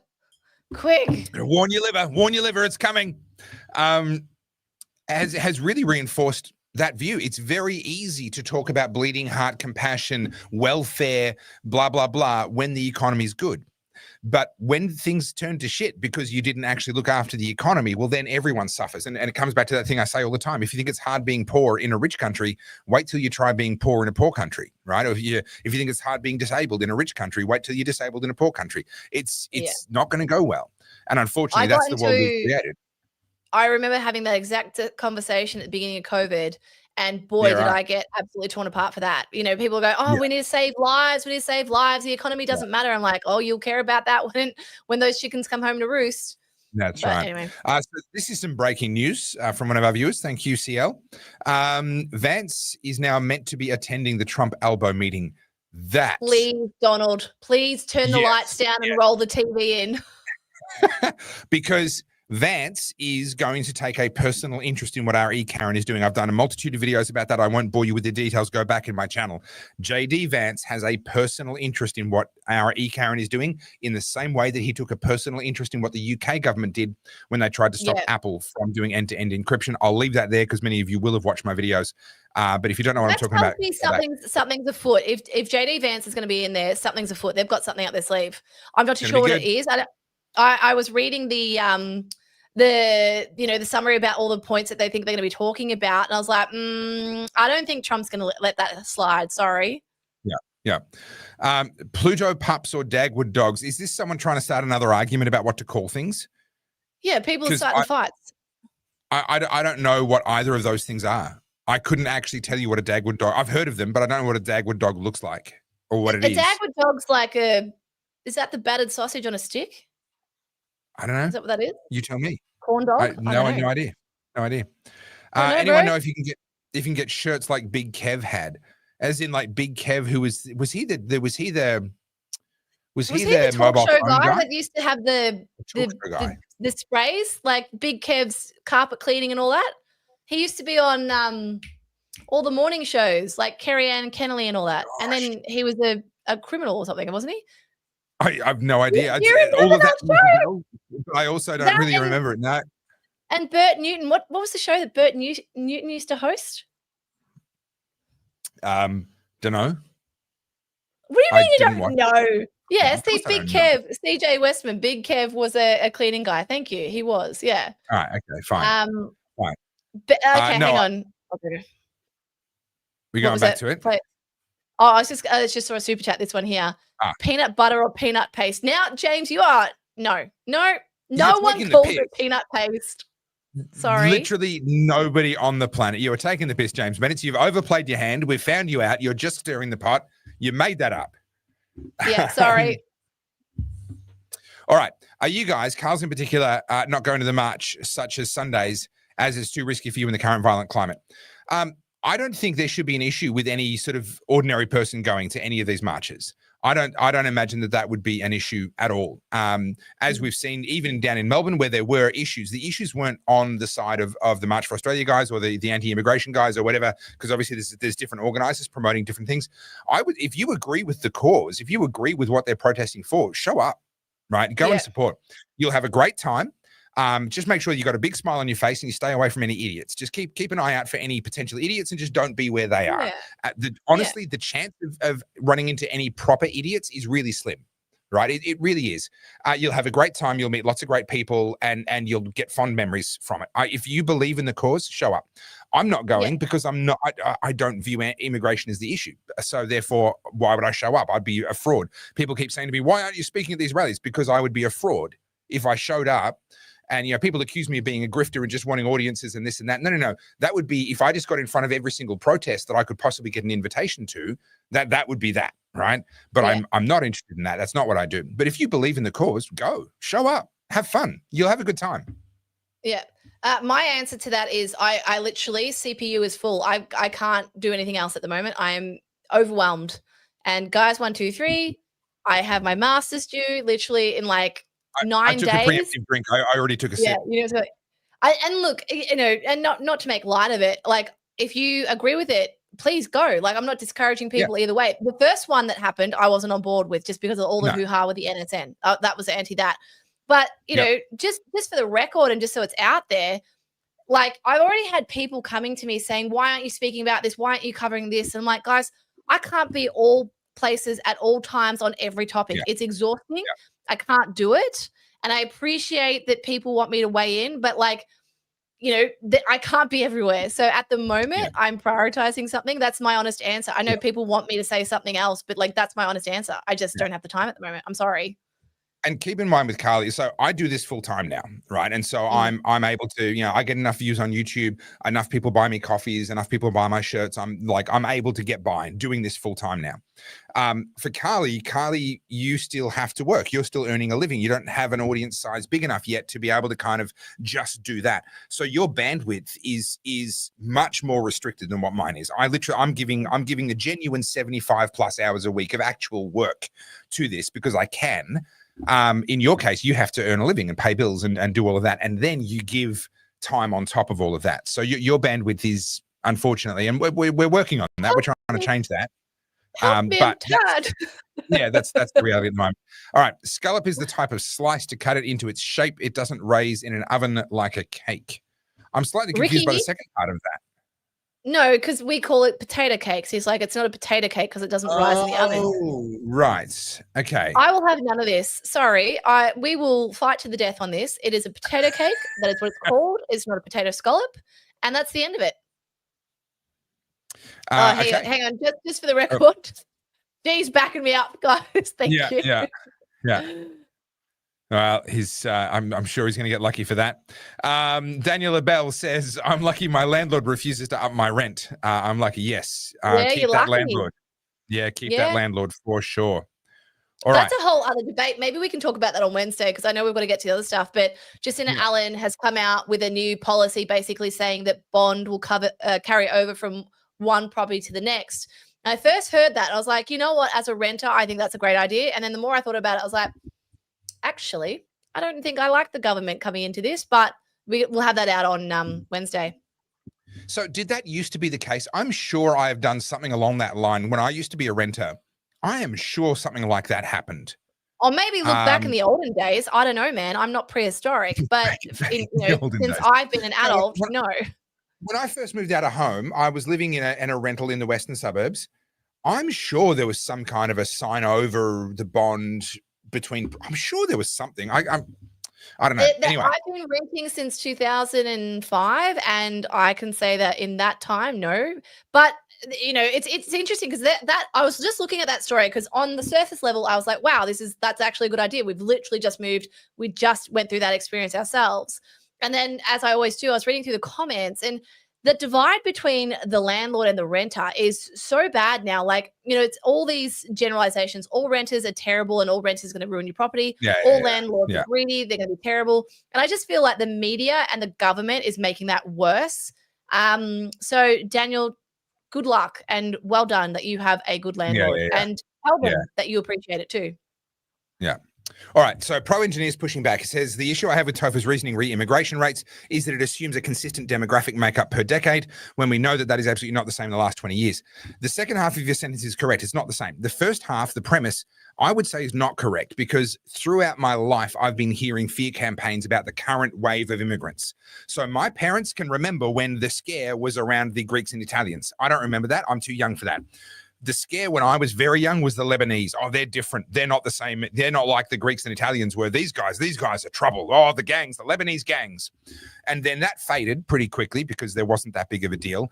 And then it was the Vietnamese. And these Vietnamese, they're not like, they're not from Europe. They're not from Europe at all. They're not even from the Middle East. This is a whole other kettle of fish. They're not going to assimilate. And look at them all in St. Albans. They're taking over St. Albans. They're just creating their own ghettos, blah, blah, blah. I heard all of that. I grew up around all of that. So I understand that it feels like this is unique in the last 20 years because it is a different demographic. You're absolutely right. But the fear around each of these demographics, I have heard consistently, literally, I can remember it going back to when I was, well, what am I now? I was maybe not even 10. And I have a memory, I would have been maybe 12 at the oldest. I have a memory about exactly this conversation happening about Lebanese people. Right, it's not like the others. It's different this time. Yeah, okay. A mate of mine in primary school. So I went to primary school for a few years before I homeschooled. A mate of mine, Rodrigo. He was from not Spain. What's the other one? Right on the jolly Portugal. Thank you. He was Portuguese. And he used to cop it from other kids at school. They were really cruel to him because his English wasn't good. And so he and I befriended him. We were friends and we hung out and his English got better over the couple of years that I knew him before his family moved somewhere else in Australia. And I copped it because I was friends with him and, things were said and some really unkind things were said and done to him. And a few things were done to me because of my friendship with him, but nothing like what he copped. And I don't know. I think that's really been quite influential for me. When I sit here and I hear all this stuff now, I go, well, no, I've heard this before. This is really familiar. I know the people who were targeted in exactly these ways 30 years ago. They were my friends back then, and no one's complaining about them now. We've moved on to the next scare campaign. So, Pro Engineer, I understand your point. And you are correct. The demographics are absolutely different. And I do share Carly's concerns when it comes to Islam. I do share some of that. But fundamentally, that scare campaign, it's the same. It's the same scare campaign. All right. Joe. Yeah. Affordability and trans. Yeah. Sorry, you go. Yeah. No, you read this. I've talked too much. Affordability and transport kill basic productivity. You have nurses that have to travel for sometimes 3 hours a day to help an area they can never live in. This is simply unacceptable. I would agree with you, Joe. I agree. Yeah, 100%. And I think to put words in Tova's mouth, I think you made this point before, but I think this ties into it. There isn't those lower rungs on the property ladder. So Correct. we're getting priced out of these suburbs because there's no cheap properties. You know, everything is being redeveloped. And as someone who's living in an area of Melbourne that has been gentrified at like lightning speed, you know, I'm down in the Bayside area where every single block is now getting, not every single block, but like most houses have been flattened and 20 homes are going on top, but these houses are now selling for like well into $2 million. So what was like a little correction of granny flats, you know, 1 bedroom, 2 bedroom, you know, 1 bathroom, they don't exist anymore. No one's building those. And I mean, Topher, you've made videos on this, so. Yeah, and the issue there is it's not profitable to build affordable housing anymore. The costs of construction are so high. The process is so slow, and the cost of carry is so high while you go through that process that developers have no choice but to go for top dollar. They're all going for the luxury market because that's the only way you can make ends meet as a developer now. But I would add, Joe, there is another layer to this, and this doesn't work for everybody, but it would work for some people. Rural areas are crying out for nurses, doctors, mechanics, you know, IT people. Like, there are so many industries. You know, I've moved out to a regional center. It's one of the larger regional centers, but it is a regional center. People are crying out up here. And I tell you what, to go and live on the fringe of Albury-Wodonga puts you 12 minutes away from the center of town, as opposed to being forced down to the fringe of Melbourne puts you, you know, an hour and a half, 2 hours away from the center of town. You can live so much better and so much cheaper. And by and large, the ability to earn is not that different. So your cost of living tends to be lower. You know, your individual choices will affect that, but your cost of living tends to be lower. This is old mate who I scolded before. He's cracked his shit. Can I just add something to this? You're behaving like a leftist, my friend. You are behaving like one of our progressive lefties. You are being the squeaky wheel because you feel ignored, because we're not giving you the attention. But now that you have it, do you feel better? Do you need me to rub your tummy? I took his comment off the screen because you've already given him more screen time than he deserves. So Joe, I'll finish this comment. You're absolutely right. It's a huge problem. It does need to be addressed because we can't ask people to work in places where they can't afford to live. Like, that's absurd. However, at an individual level, someone who's in that circumstance, it won't work for everyone, like I said, because people have reasons why they are living where they are. But for people where they're living there just because of their work, have a look at a transfer. Have a look at whether your skills and knowledge and qualifications are desperately needed in a regional center. Because I tell you what, I was told by people, once you move out of the big cities, you'll never regret it. You'll never look back. You'll wonder why you didn't do it sooner. Well, I can tell you, I did it 2.5 years ago, and I wonder why I didn't do it sooner. It's been fantastic. I will add to that, though. There's a cultural part of that too that I think is going ignored. Social media plays a huge role in that, right? Like the whole FOMO thing. When you look at what's going on social media, particularly with the younger generation, they want to be around it and amongst it. And, you know, there's this whole like, it's all happening here. If you're not here, you're excluded. When it comes to the regional centers and things like that, it's a totally different way of life. We live, and you guys can argue with me, but if you ever dare to go over to TikTok and have a look at TikTok, very scary place. I don't go there often. It's like, it's a big shadowy place, right? So you don't go there. But you go have a look at how a lot of these young ones live their lives. It's hyper consumption, hyper trend focused, and they need to be there. The idea of going out to a regional center to live sounds terrifying. And I will say this. I grew up in Sunbury, and my university place was Warrnambool. Talk about a huge sea change, right? So I went from being like a borderline city slicker. So Sunbury is always like half city, half country. I was the city, my brother was the country. And I always imagined I was going to go to Melbourne University in the city, and I'd go to the nightclubs. And then fate, as they say, had a sense of humor because they're like, oh, you thought you were going to do that? We're sending you to bloody Warrnambool, right? Which is the end of the earth. And it was honestly the best thing that ever happened to me. I do not regret that at all. It was like those 4 years in Warrnambool were some of my best memories. We had such a wonderful time. This is obviously before social media, but that's a big part of it as well. Like, our culture has shifted around to, you know, very trend focused, very much if you're not here, you're not cool, you're not included. And when it comes to the regional towns, there's not a lot that's incentivizing, you know, young ones to stay or for families to move out there. Apart from money, it's got to be more than just, hey, you'll save money here. Do you know what I mean? I'm actually loving the lifestyle where we are. I'm getting outdoors more. I have lost a bit of weight. That's been helped by me doing more walking and now more mountain biking and things like that as well. I get more fresh air. I get more sunshine. Just being outdoors is so much more inviting in a place that is just less frantic and less busy. But I will say you do miss out on some things. And I would say particularly the thing that I've missed out on by moving out of Melbourne is it's probably a half a dozen times of being stabbed. I probably would have had like the half dozen. I'd be doing well on the loyalty card at the local emergency room by now if I'd have stayed in Melbourne, and I've missed out on that. So yeah, you're right. You do miss out on some things. Yeah. My best mate's you parents were Italian migrants who moved here in their 40s, were able to save and buy a block of land and build a garage and live in that with 2 kids as they slowly build a house.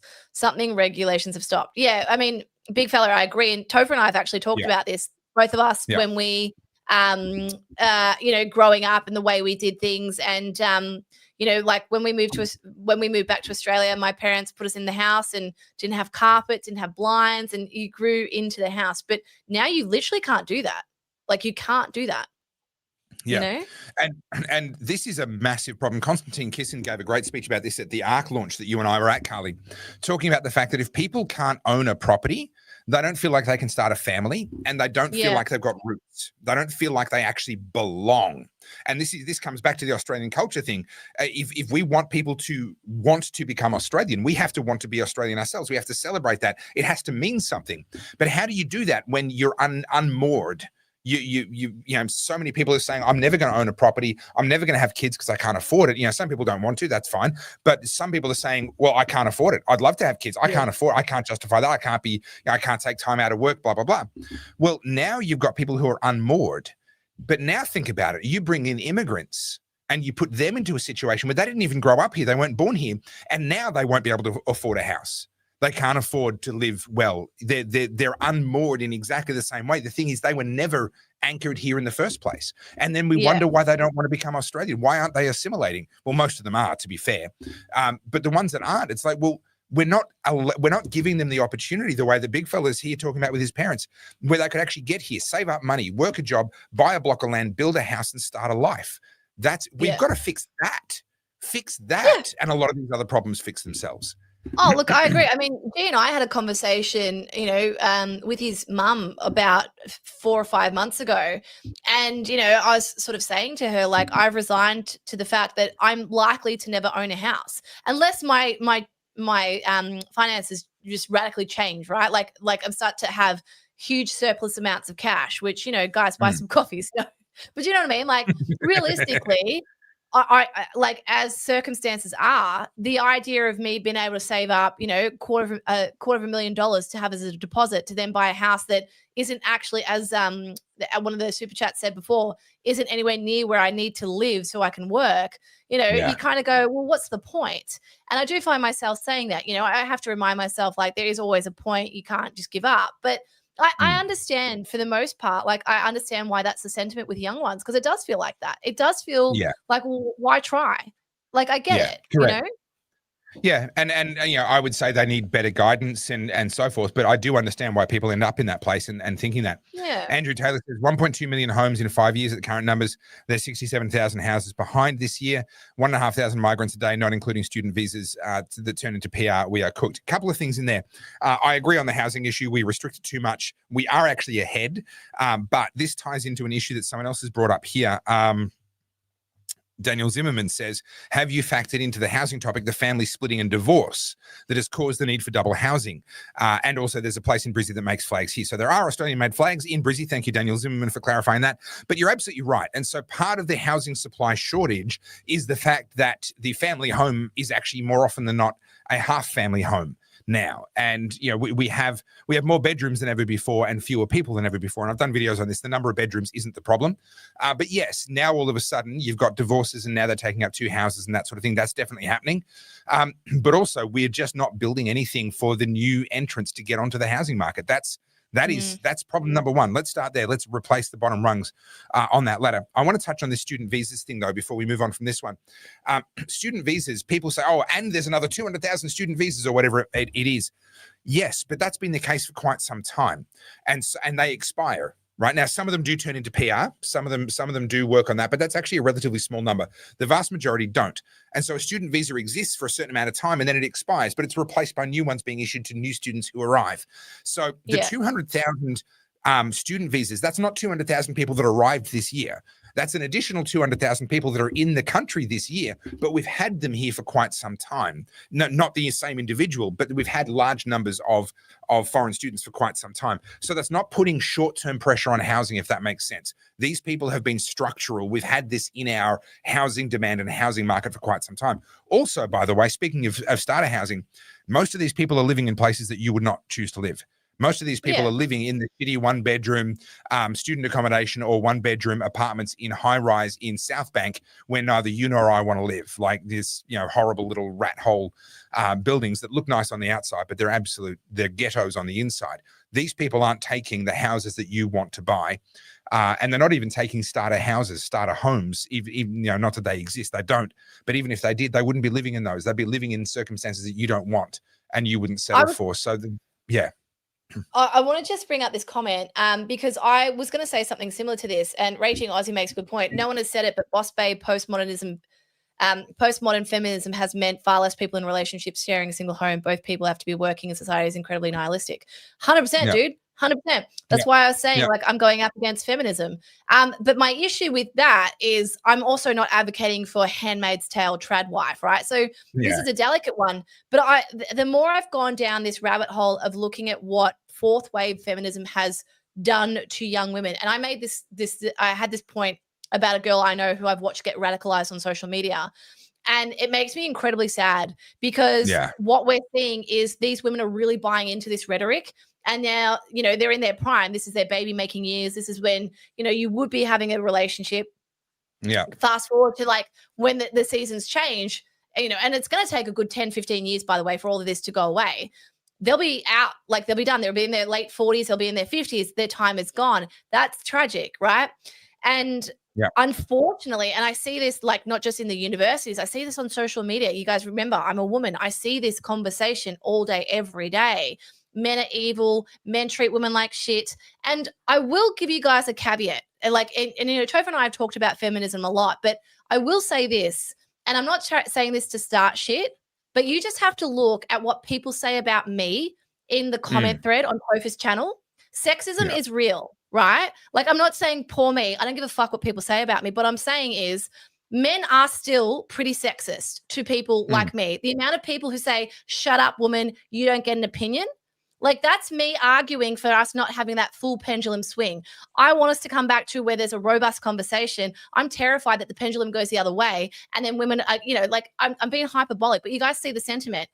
Postmodern feminism, terrible. But the opposite is also true. So we can't be saying women now just need to be out of the workforce and having kids. So this is the danger with these kind of arguments, right? So yes, it's important to talk about it, but you can't just say the opposite and then it's therefore fact. Yeah, I mean, we can't say that women need to be out of the workforce and having kids because that leaves out the fact that they need to be cooking and barefoot. So we've got to make sure that we include everything. There's sourdough to be made. Now, there are just two more, and then we can get to the big story for tonight, only an hour and 38 minutes in. So very quickly, Daniel Moore says, I had to get 85% as a minimum for every class in my massage therapy training. Anything less than that was a fail. Yeah, standards actually being good. And I do use Daniel from time. Yeah, I use Daniel from time to time. He's very, very good and helps me with back when I was getting headaches and I'm getting them again. So I need to go and see him again. James Bennett's 1996. There were angry protests at Parliament House over the election of the Liberals. 96, that was the last election of Kennett, or was that the first election of Kennett? I can't remember. Anyway, that was Kennett in Victoria. Actually, I'm assuming that you're talking about Victoria. You don't actually say that. So that might have been a different election altogether. So anyway, the woke have been with us for quite a while. Yes, they have. They emerged out of the failed Communist Party and went across to the Greens and went across to social justice causes, without doubt. Okay. Oh, hang on.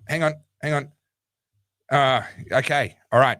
We were nearly there, Carly. We were nearly there. But Joe, I want family to be family. Government has made this unachievable. Why are our ministers being those most unqualified people on those portfolios? Yeah. So I talk about this. Let me get the grift on. Let me get my grift on. I talk about this in my best-selling book, Good People Break Bad Laws. Oh, shit. Where I talk about the perverse incentives of politics and the gatekeepers, and the fact that once you understand the power brokers that operate within every single political party, and how that functions with the power brokers helping you to get pre-selection, and then you owe them favors, and then they negotiate amongst themselves in order to form the structure of the government and the party right now. And I'll scratch my back, your back if you scratch mine, and I did you a favor last time, so you owe me a favor this time. You understand that who gets which portfolio has nothing to do with competence, nothing whatsoever to do with competence, experience, nothing. It is all about internal party politics and the backroom deals. It's not even really up to the politicians. It's being done in back rooms by power brokers. And if you want to understand how that works, I literally spent, I think, 3 chapters breaking down the progression of how all of that works in my book. It really is perverse. And if you want to break somebody's faith in government and in politics, have them understand exactly this, that what Joe's talking about right now. Once they see it, they can't unsee it, and it will break your faith in politicians and politics to be able to fix anything. Yeah. All right. Can we do it? Can we go? We're there. Let's go. Ah, hang on. That's not a machete disposal bin. I thought this was brilliant. That's something useful. I don't know much about this mob, but like a group called the New Radicals put this out the front of Jacinta's office in Bendigo, sorry. So for those who are listening, it says the shit premier safe disposal bin. Okay, this is legendary. I know nothing about these people either. I'm not endorsing them, but this particular stunt, this is legendary. And if this is what they do, and if this is the caliber of what they do, then I look forward to what else they come up with.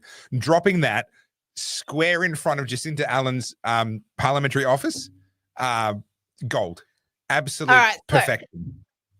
There's so much to talk about this. We're probably going to have to keep talking about it on Wednesday, but I've got the front page of the Herald Sun, which I think is a good jumping off point. Let me just pull it up.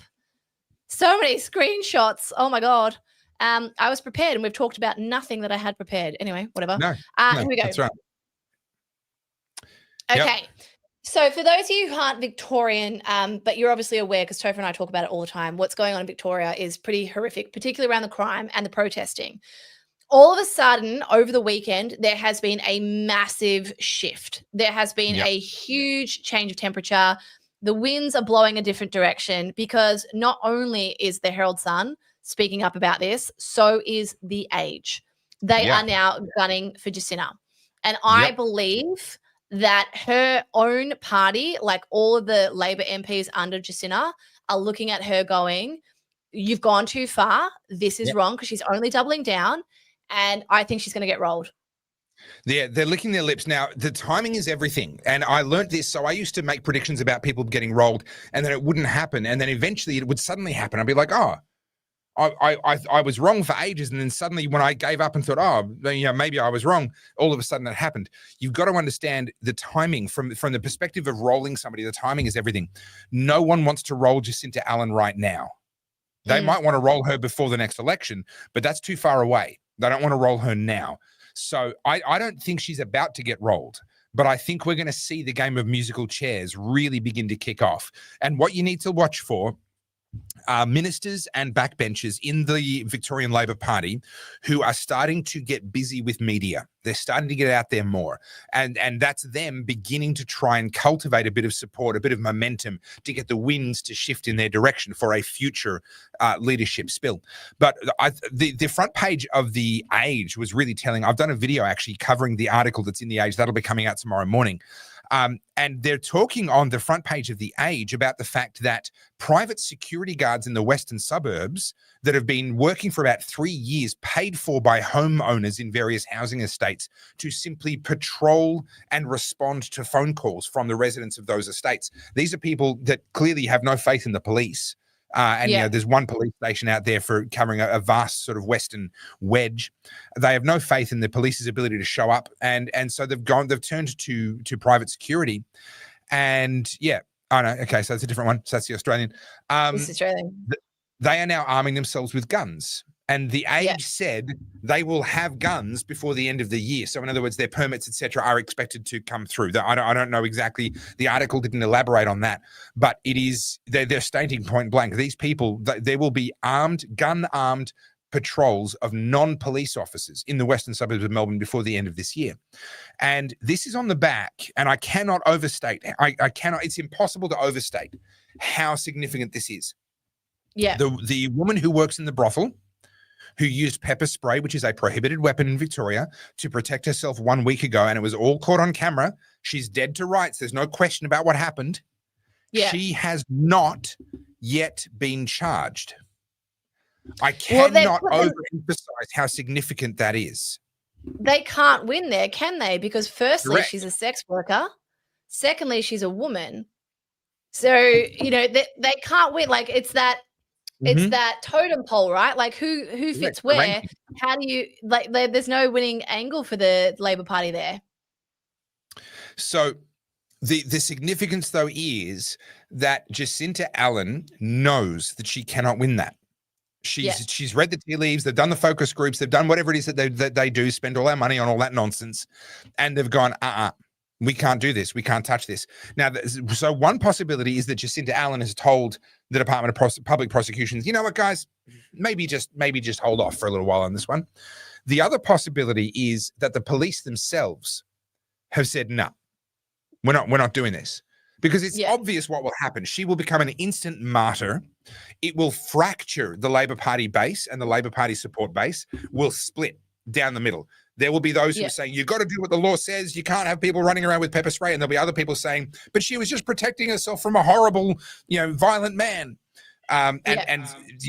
We've talked before about wedge issues that are designed to split and fracture someone's base, or to, wedge issues can be used to increase the distance between two parties or two candidates, or they can be used to exploit a fracture that exists in the support base of one side. Yeah. This would be Jacinta Allen wedging herself. If she prosecutes this brothel worker for using pepper spray in clear self-defense, I mean, there is no question about the circumstances, that would fracture her own base. She would be wedging herself. She can't do it. And the fact that she hasn't done it means that she knows it. Now, what that means is that she's no longer the one driving the narrative. She's no longer in control of this. She is having to read the tea leaves and do what the tea leaves tell her to do, not what she wants to do.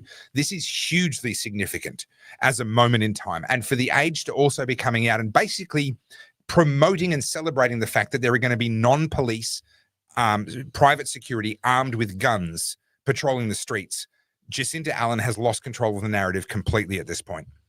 Yeah, absolutely. And look, like I said, the temperature has changed because this conversation is unavoidable. I don't think there's few people. I think there's few people left in this state who are untouched by this crime in some degree, whether it's themselves directly or people they know.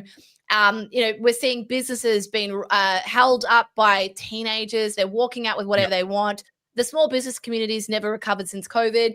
You've got people in their homes who've been attacked by these children in front of their own children.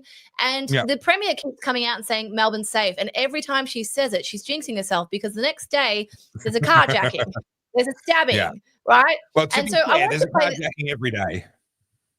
There's 9 a week. So, you get one, I get one, we all get a carjacking. But I want to play this. So this is her press conference today.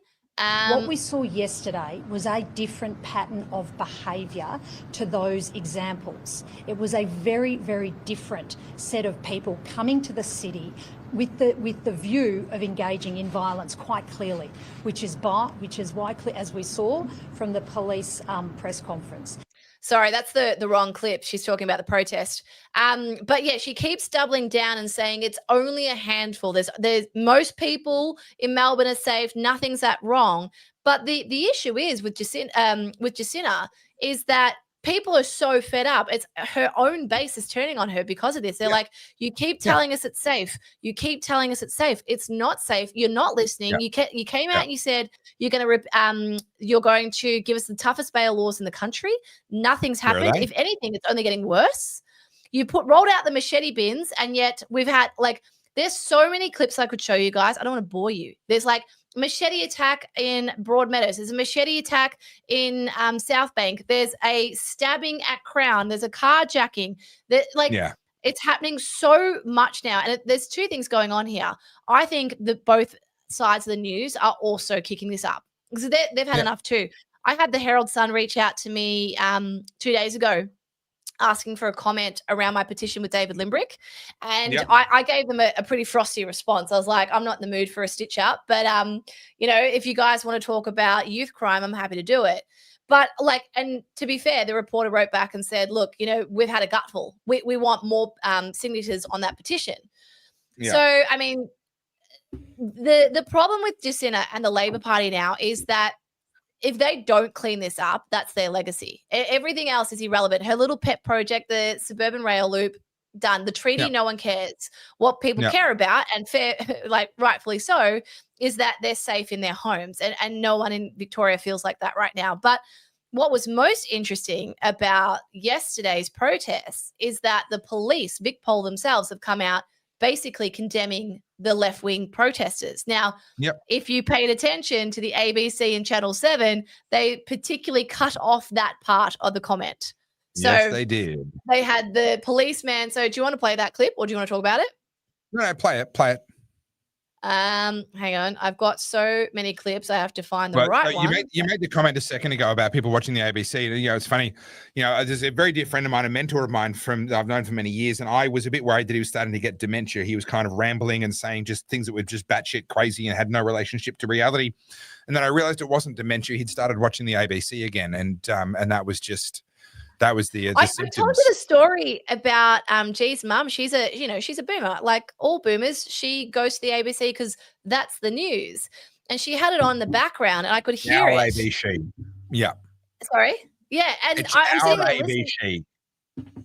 I'm sitting there listening to it. I'm like, this is blatant propaganda. And I had to say something to her. Again, I'm not trying to be political with my partner's mum, but I'm listening to stuff. I'm like, that didn't happen. That's actually factually inaccurate. They've deliberately excluded part of the conversation. But anyway, so I'm going to play this clip.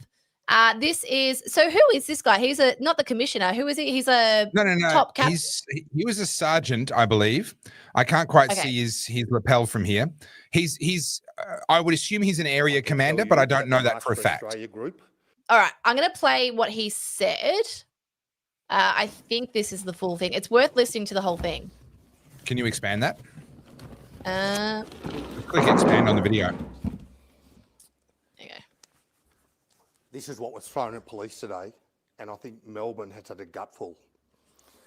I look on the social media streaming platforms of some of these issue-motivated groups that are saying police used excessive force.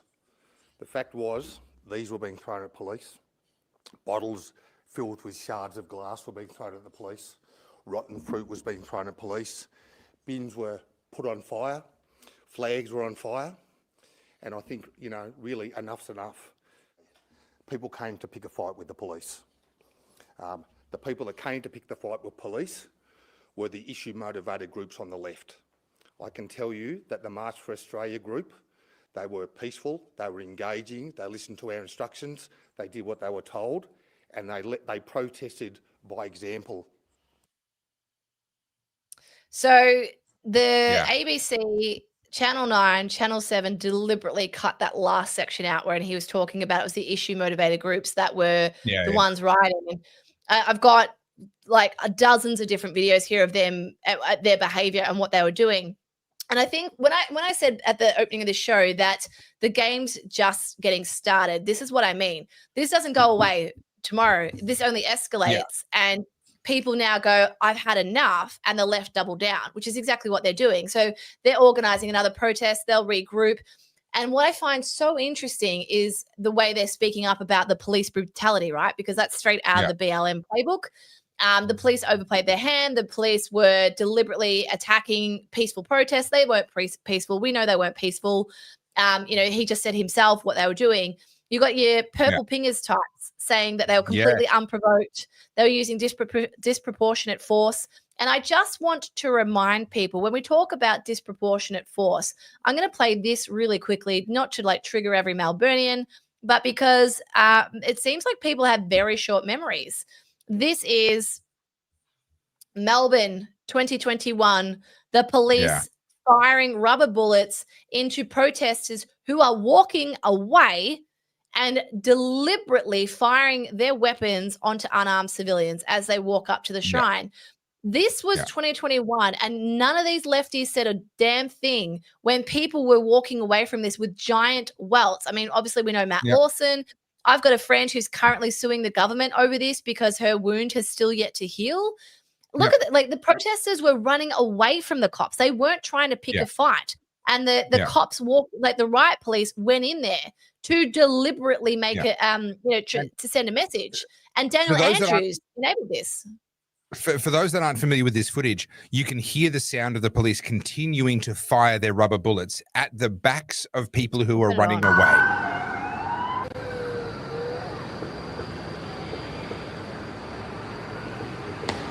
Hard to hear. You could just hear what it's there. Yeah. They are continuing to fire at people who are running away. Right? So that's the standard that was set by Daniel Andrews and the Labor government and Victoria Police at that point in time. Now, that is not a justification for them to then do it to the other side. I'm not saying, oh, because they did it to my side, they should do it to the others. No, not at all. But also, someone made a comment. I can't find it now. Well, this one's true. This copper will, certainly he's never getting promoted. That's for sure. His career is peaked. He'll never get any higher. But someone made the comment, oh no, rocks sort of being, rocks are illegal now. Well, throwing rocks at people has been illegal for a very long time. Like assaulting people. Yes, you can assault somebody with a rock. People get killed by fists. People get killed by rocks.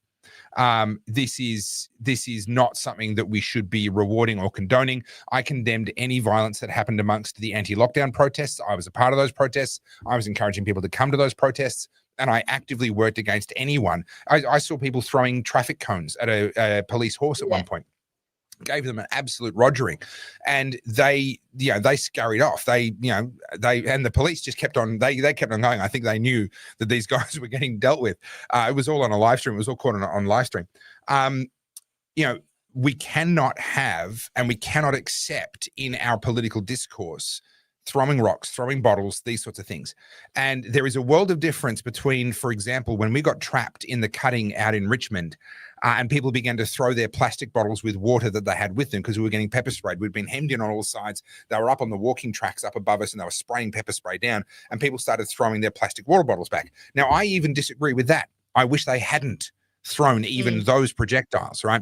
But there's a world of difference between people in that moment hemmed in, being directly assaulted by police, completely unnecessarily, throwing the plastic water bottle they already had in their hand, right? That's one thing. People who bring projectiles to the protest for the purpose of finding the opportunity to throw those at police and making them things like glass bottles and decent sized rocks, etc. That's an entirely different thing. And so whilst I condemn both, I condemn violence no matter who brings it. One of these things is not like the other. And it's very, very pleasing to see the police call it out. I've got a clip, if it will let me play it. This is some of the left-wing protesting. So I'll just bring it up. Hang on. Add to stage. There we go. So. Oh, shit! Hey! Oh, chill out! Wait! Wait! Man! Woohoo! I'm young to shit, mate. Shit!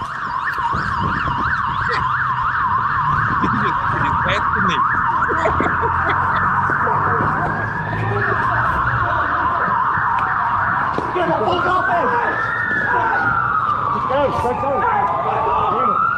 You are pushing old man!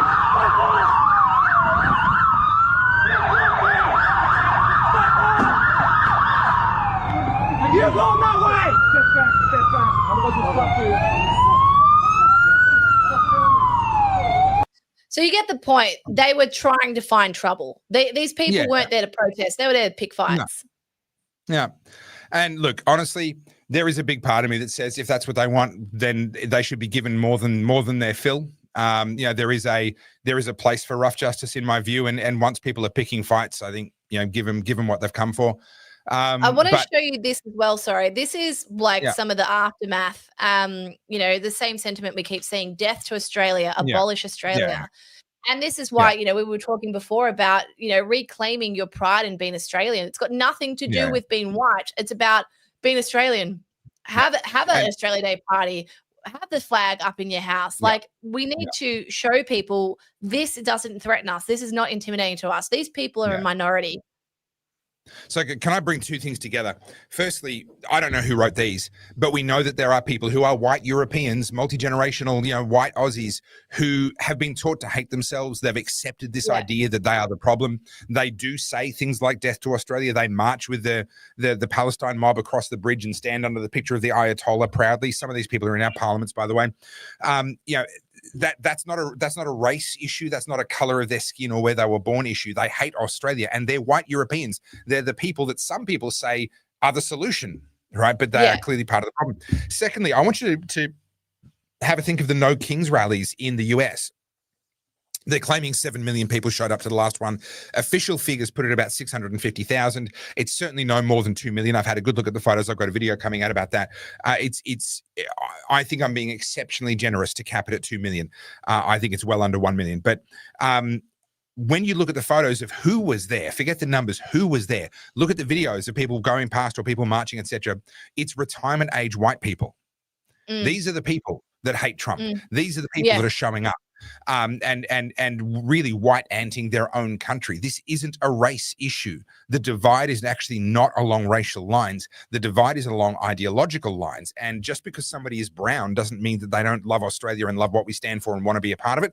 And just because somebody is white doesn't mean that they do. And unfortunately, we see that in these sorts of Antifa events. When I was looking at the footage from the No Kings protest, and we'll talk about that on Wednesday, I was looking at it, I'm like, these are people who have no real investment in things. They just watch CNN all day. Like, you know, I genuinely don't, I try to see the best of people, but these are people who have been indoctrinated. This is just absolute brainwashing. And like, you know, Jimmy Kimmel got taken off air for 1 week, right? And then as soon as he was back on air, he's emboldened now. He was calling Trump supporters terrorists the other day. So that's what they're consuming all day, every day. Trump's Hitler, Trump's fascist, Trump's this, Trump's that. And it gets to a point where people are just like, well, it's programming. You watch these people, they are zealots. And what's fascinating about this is once there's a set narrative, right? Like whatever the current like line of reasoning is, they'll say, oh no, but Trump's a fascist because of this, and we don't want kings here. You know, I find it so fascinating because if you pick them off one by one and then try and have a conversation, they've got nothing. They've only got those collective statements. That's all they know. But that's so true of so many things, climate change and all the rest of it. We've talked about this before, where when people try and take me to task, they usually start looking for the exits within about 3 minutes because they start to realize that all they've got is the slogans, and I'm able to go deep on any one of these topics that I've covered over the decades. But on the No Kings thing, two things. Firstly, they were clearly hugely. What was that? Did you just? I have no idea. Was that my voice? Did I just hear my? Are you like fangirling over me while I'm talking to you? Like you could just look at me. You don't have to look at videos of me, right? I'm right here. I'm right here, Carly. Eyes up here. As you were. Eyes up here. They were hugely successful, these No Kings rallies, because I checked, America does not have a king. So well done to all the protesters. They've obviously achieved their objective. But what I loved was that No Kings protests spilled over into Canada and into the UK. Where they actually have a king? Where they most definitely have a king. So their No Kings protests were distinctly less effective than the ones in America. Can I play something? Because I know we're going to wrap up in a second, but we cannot do this live stream without playing this next clip. Okay. Let me pull it up. And hang on. So make it big for anyone that hasn't seen. So just imagine danger zone. I don't want to get into. This is exactly what we need from our politicians. This trolling is elite. I love that it's Harry Sisson, right? Because he's up in arms about this. Like he feels personally attacked. But this kind of trolling is just making fun of them. That's what we need. Make fun of these people. Okay. I agree, but not from a president. Yeah, I do I draw a think it's line. fantastic. I look from a right-wing commentator, from the Daily Wire, from anyone of a bunch of different outlets, hilarious. From the president of the United States himself, no, probably not. That's certainly, if I ruled the world, I would not be putting out videos like that. That is a step too far for me. All right, so I'm going to push back on This you is pretty with this funny. because This is pretty funny. I think trolling is important here because there's very little things that will diffuse it, right? Like no amount of let's just be nice, let's have a conversation. Like this has been happening since the Obama years.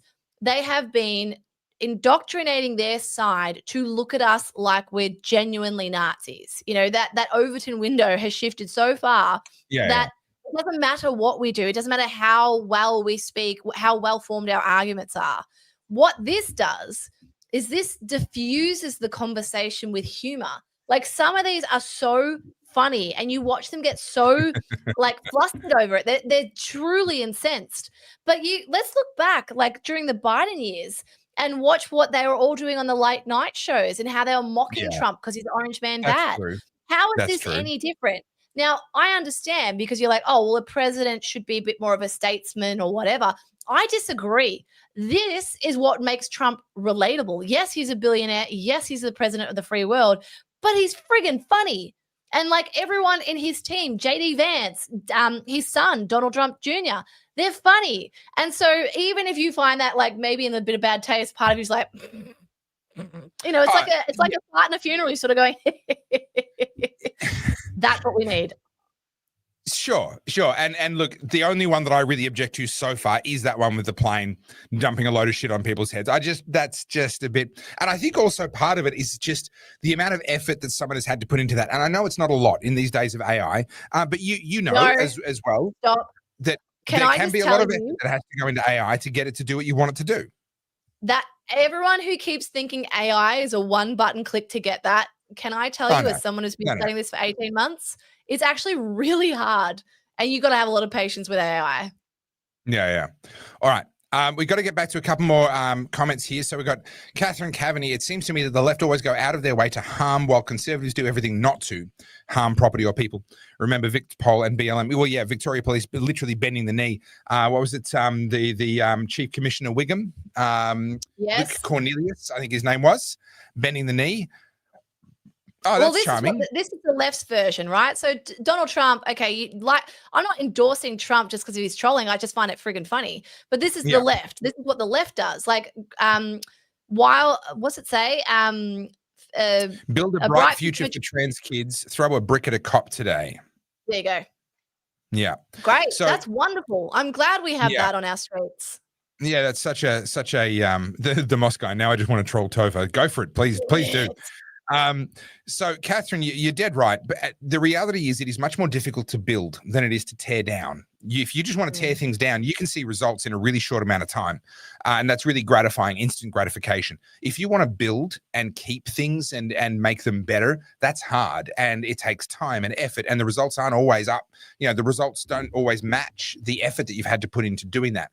And so, yes, there is a childishness that comes with socialism. So socialism, by the way, is how a good family works. You know, from each according to their ability, to each according to their need. That's how a family works. Children are meant to be social dependents upon their parents, but then they grow out of that. Socialism is essentially an effort to extend childhood.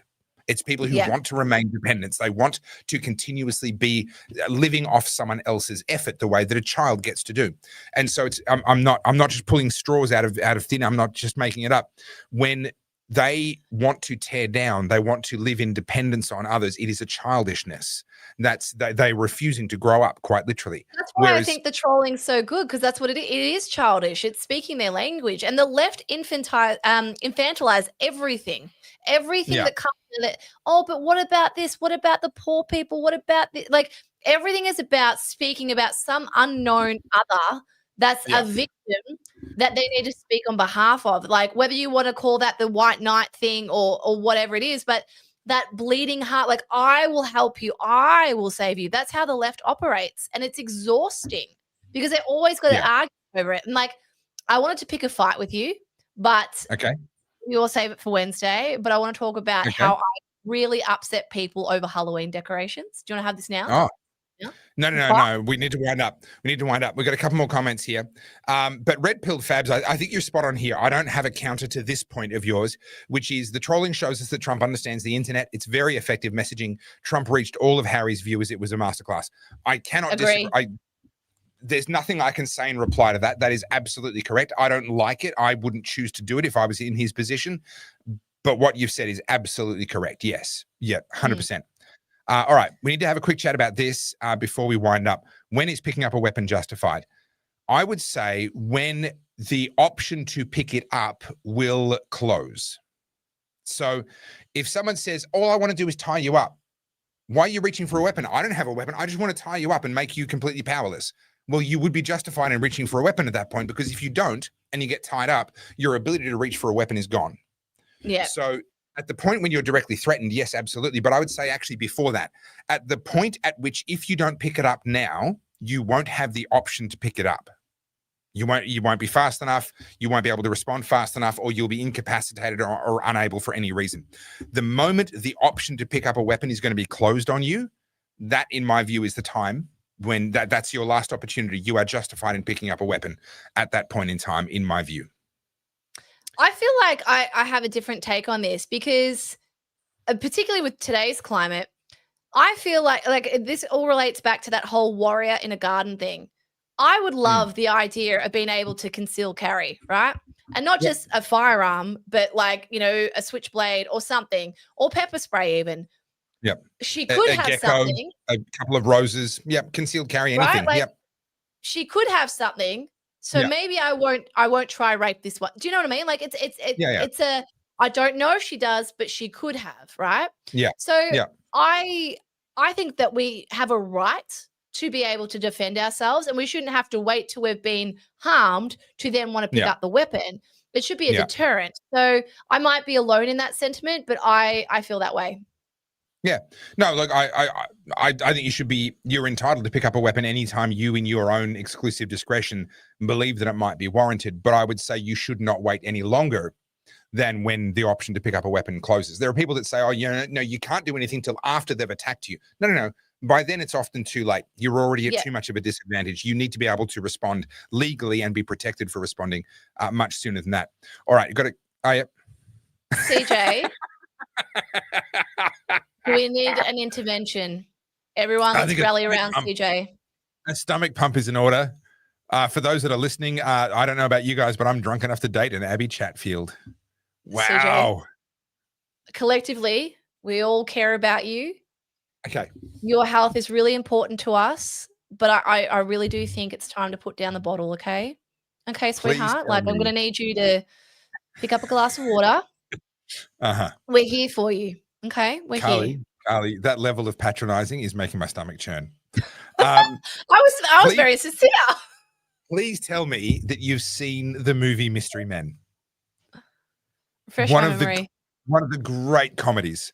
No, I won't ruin it. It's one of the great comedies. It's a superhero parody comedy. It's brilliant. It is absolute masterful filmmaking. There is a moment in there where there's a female lead, one of the superheroes, and they're at a bar, and one of these sort of aged out, down on his luck male lead superheroes is trying to make a move on her, and she just looks at him ice cold and just says, there is not enough alcohol in the world.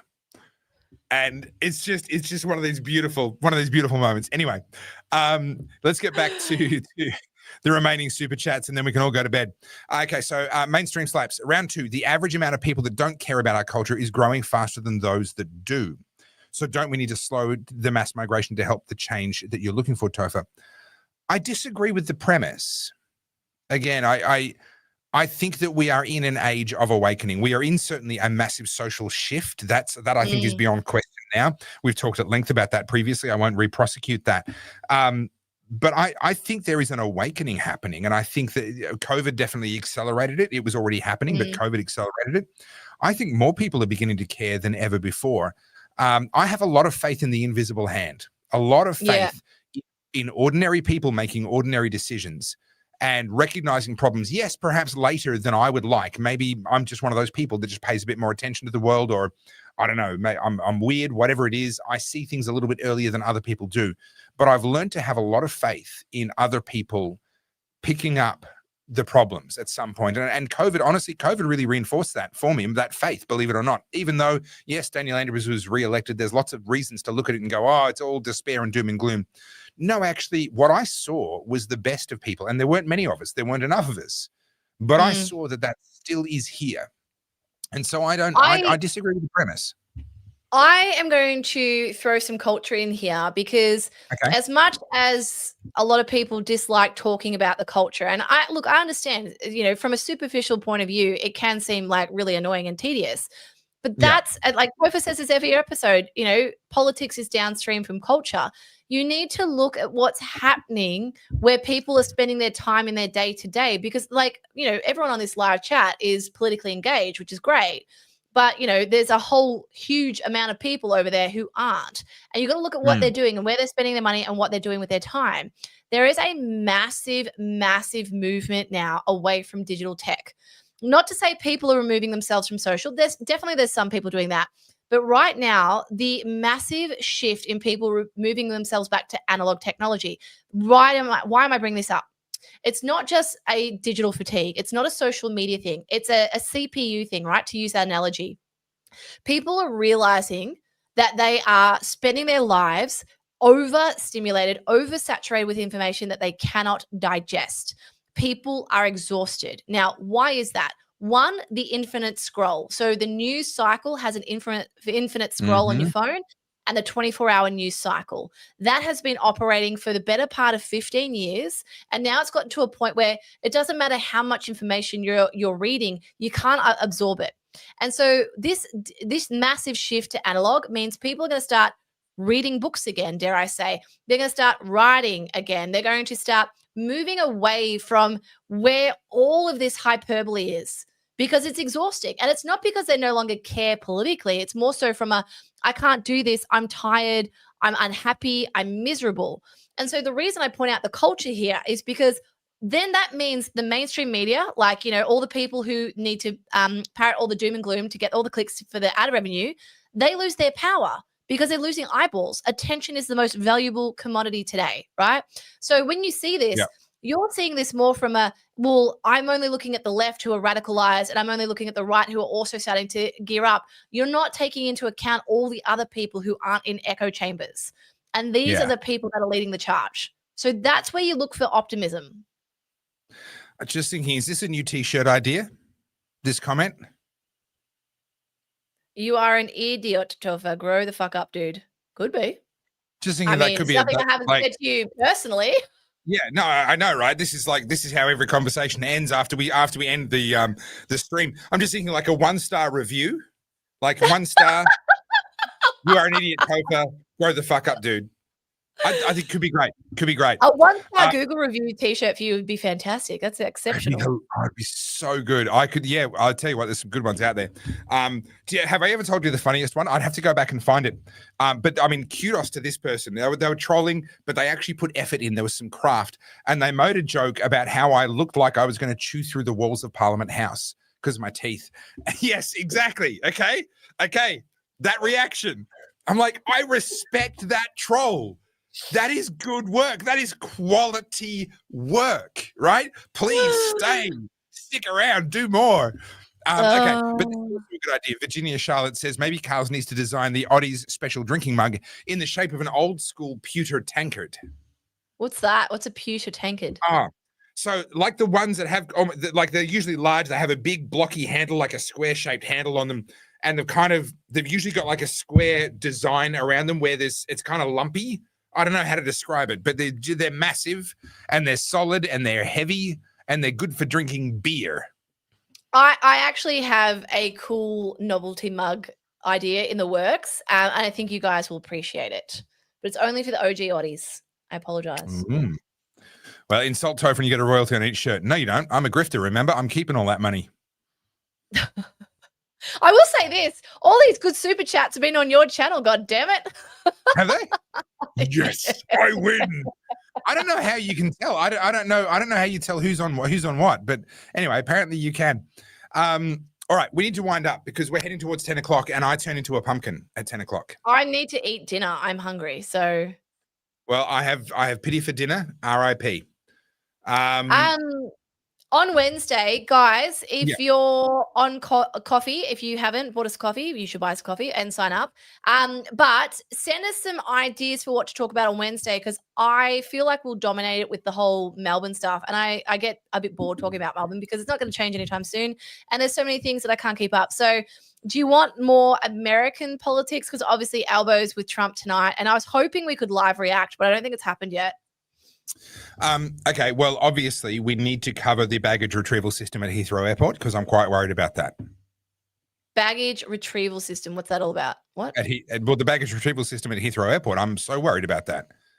People in the comments will know and they will make you feel dumb. Oddies, have at it in the comments at Carly. Huh? Have I missed something? Yes, you have. You clearly have not read Hitchhiker's Guide to the Galaxy. That's what you've missed. Nope. No idea what you're talking about. I've read them all, the trilogy in 4 parts. I didn't even know there was a trilogy. So there you go. And in fact, right. I'm actually right. I've just made an idiot of myself because I misremember. It's not that. It is actually Monty Python. Yes. Thank you for setting me right. Wow, that's embarrassing. I just turned an own on Carly into a self-own completely. Wow. Do you know what's funny is when you insult me, half the time I have no idea what you're talking about. So I just sit here and I'm just like, huh? Like, anyway, Yeah, on that note, let's get out of here. Thank you guys for joining us again. And yeah, Wednesday's show will be interesting. So if you are new here, we do Wednesday night podcast at 7 p.m. and get in the live chat over at the Oddcast HQ. And then Monday night is a live stream where it just goes off the rails usually, kind of like tonight. And yeah. Yeah, we come in with the best of intentions. It's like politicians. We come in with the best of intentions, and then the minute the actual the show starts, all the plans go out the window. It turns into debauchery, just chaos. It degenerates very quickly. On that happy note, I was going to say, it's so hard to maintain a conversation with you and read the comments. And in the comments, there's about 74 different conversations, and I'm like, huh, what? Yeah, that's why I don't listen to a word you say. It just makes it so much easier. Yeah. Evidently, that is true. All right, guys. Bye, everybody.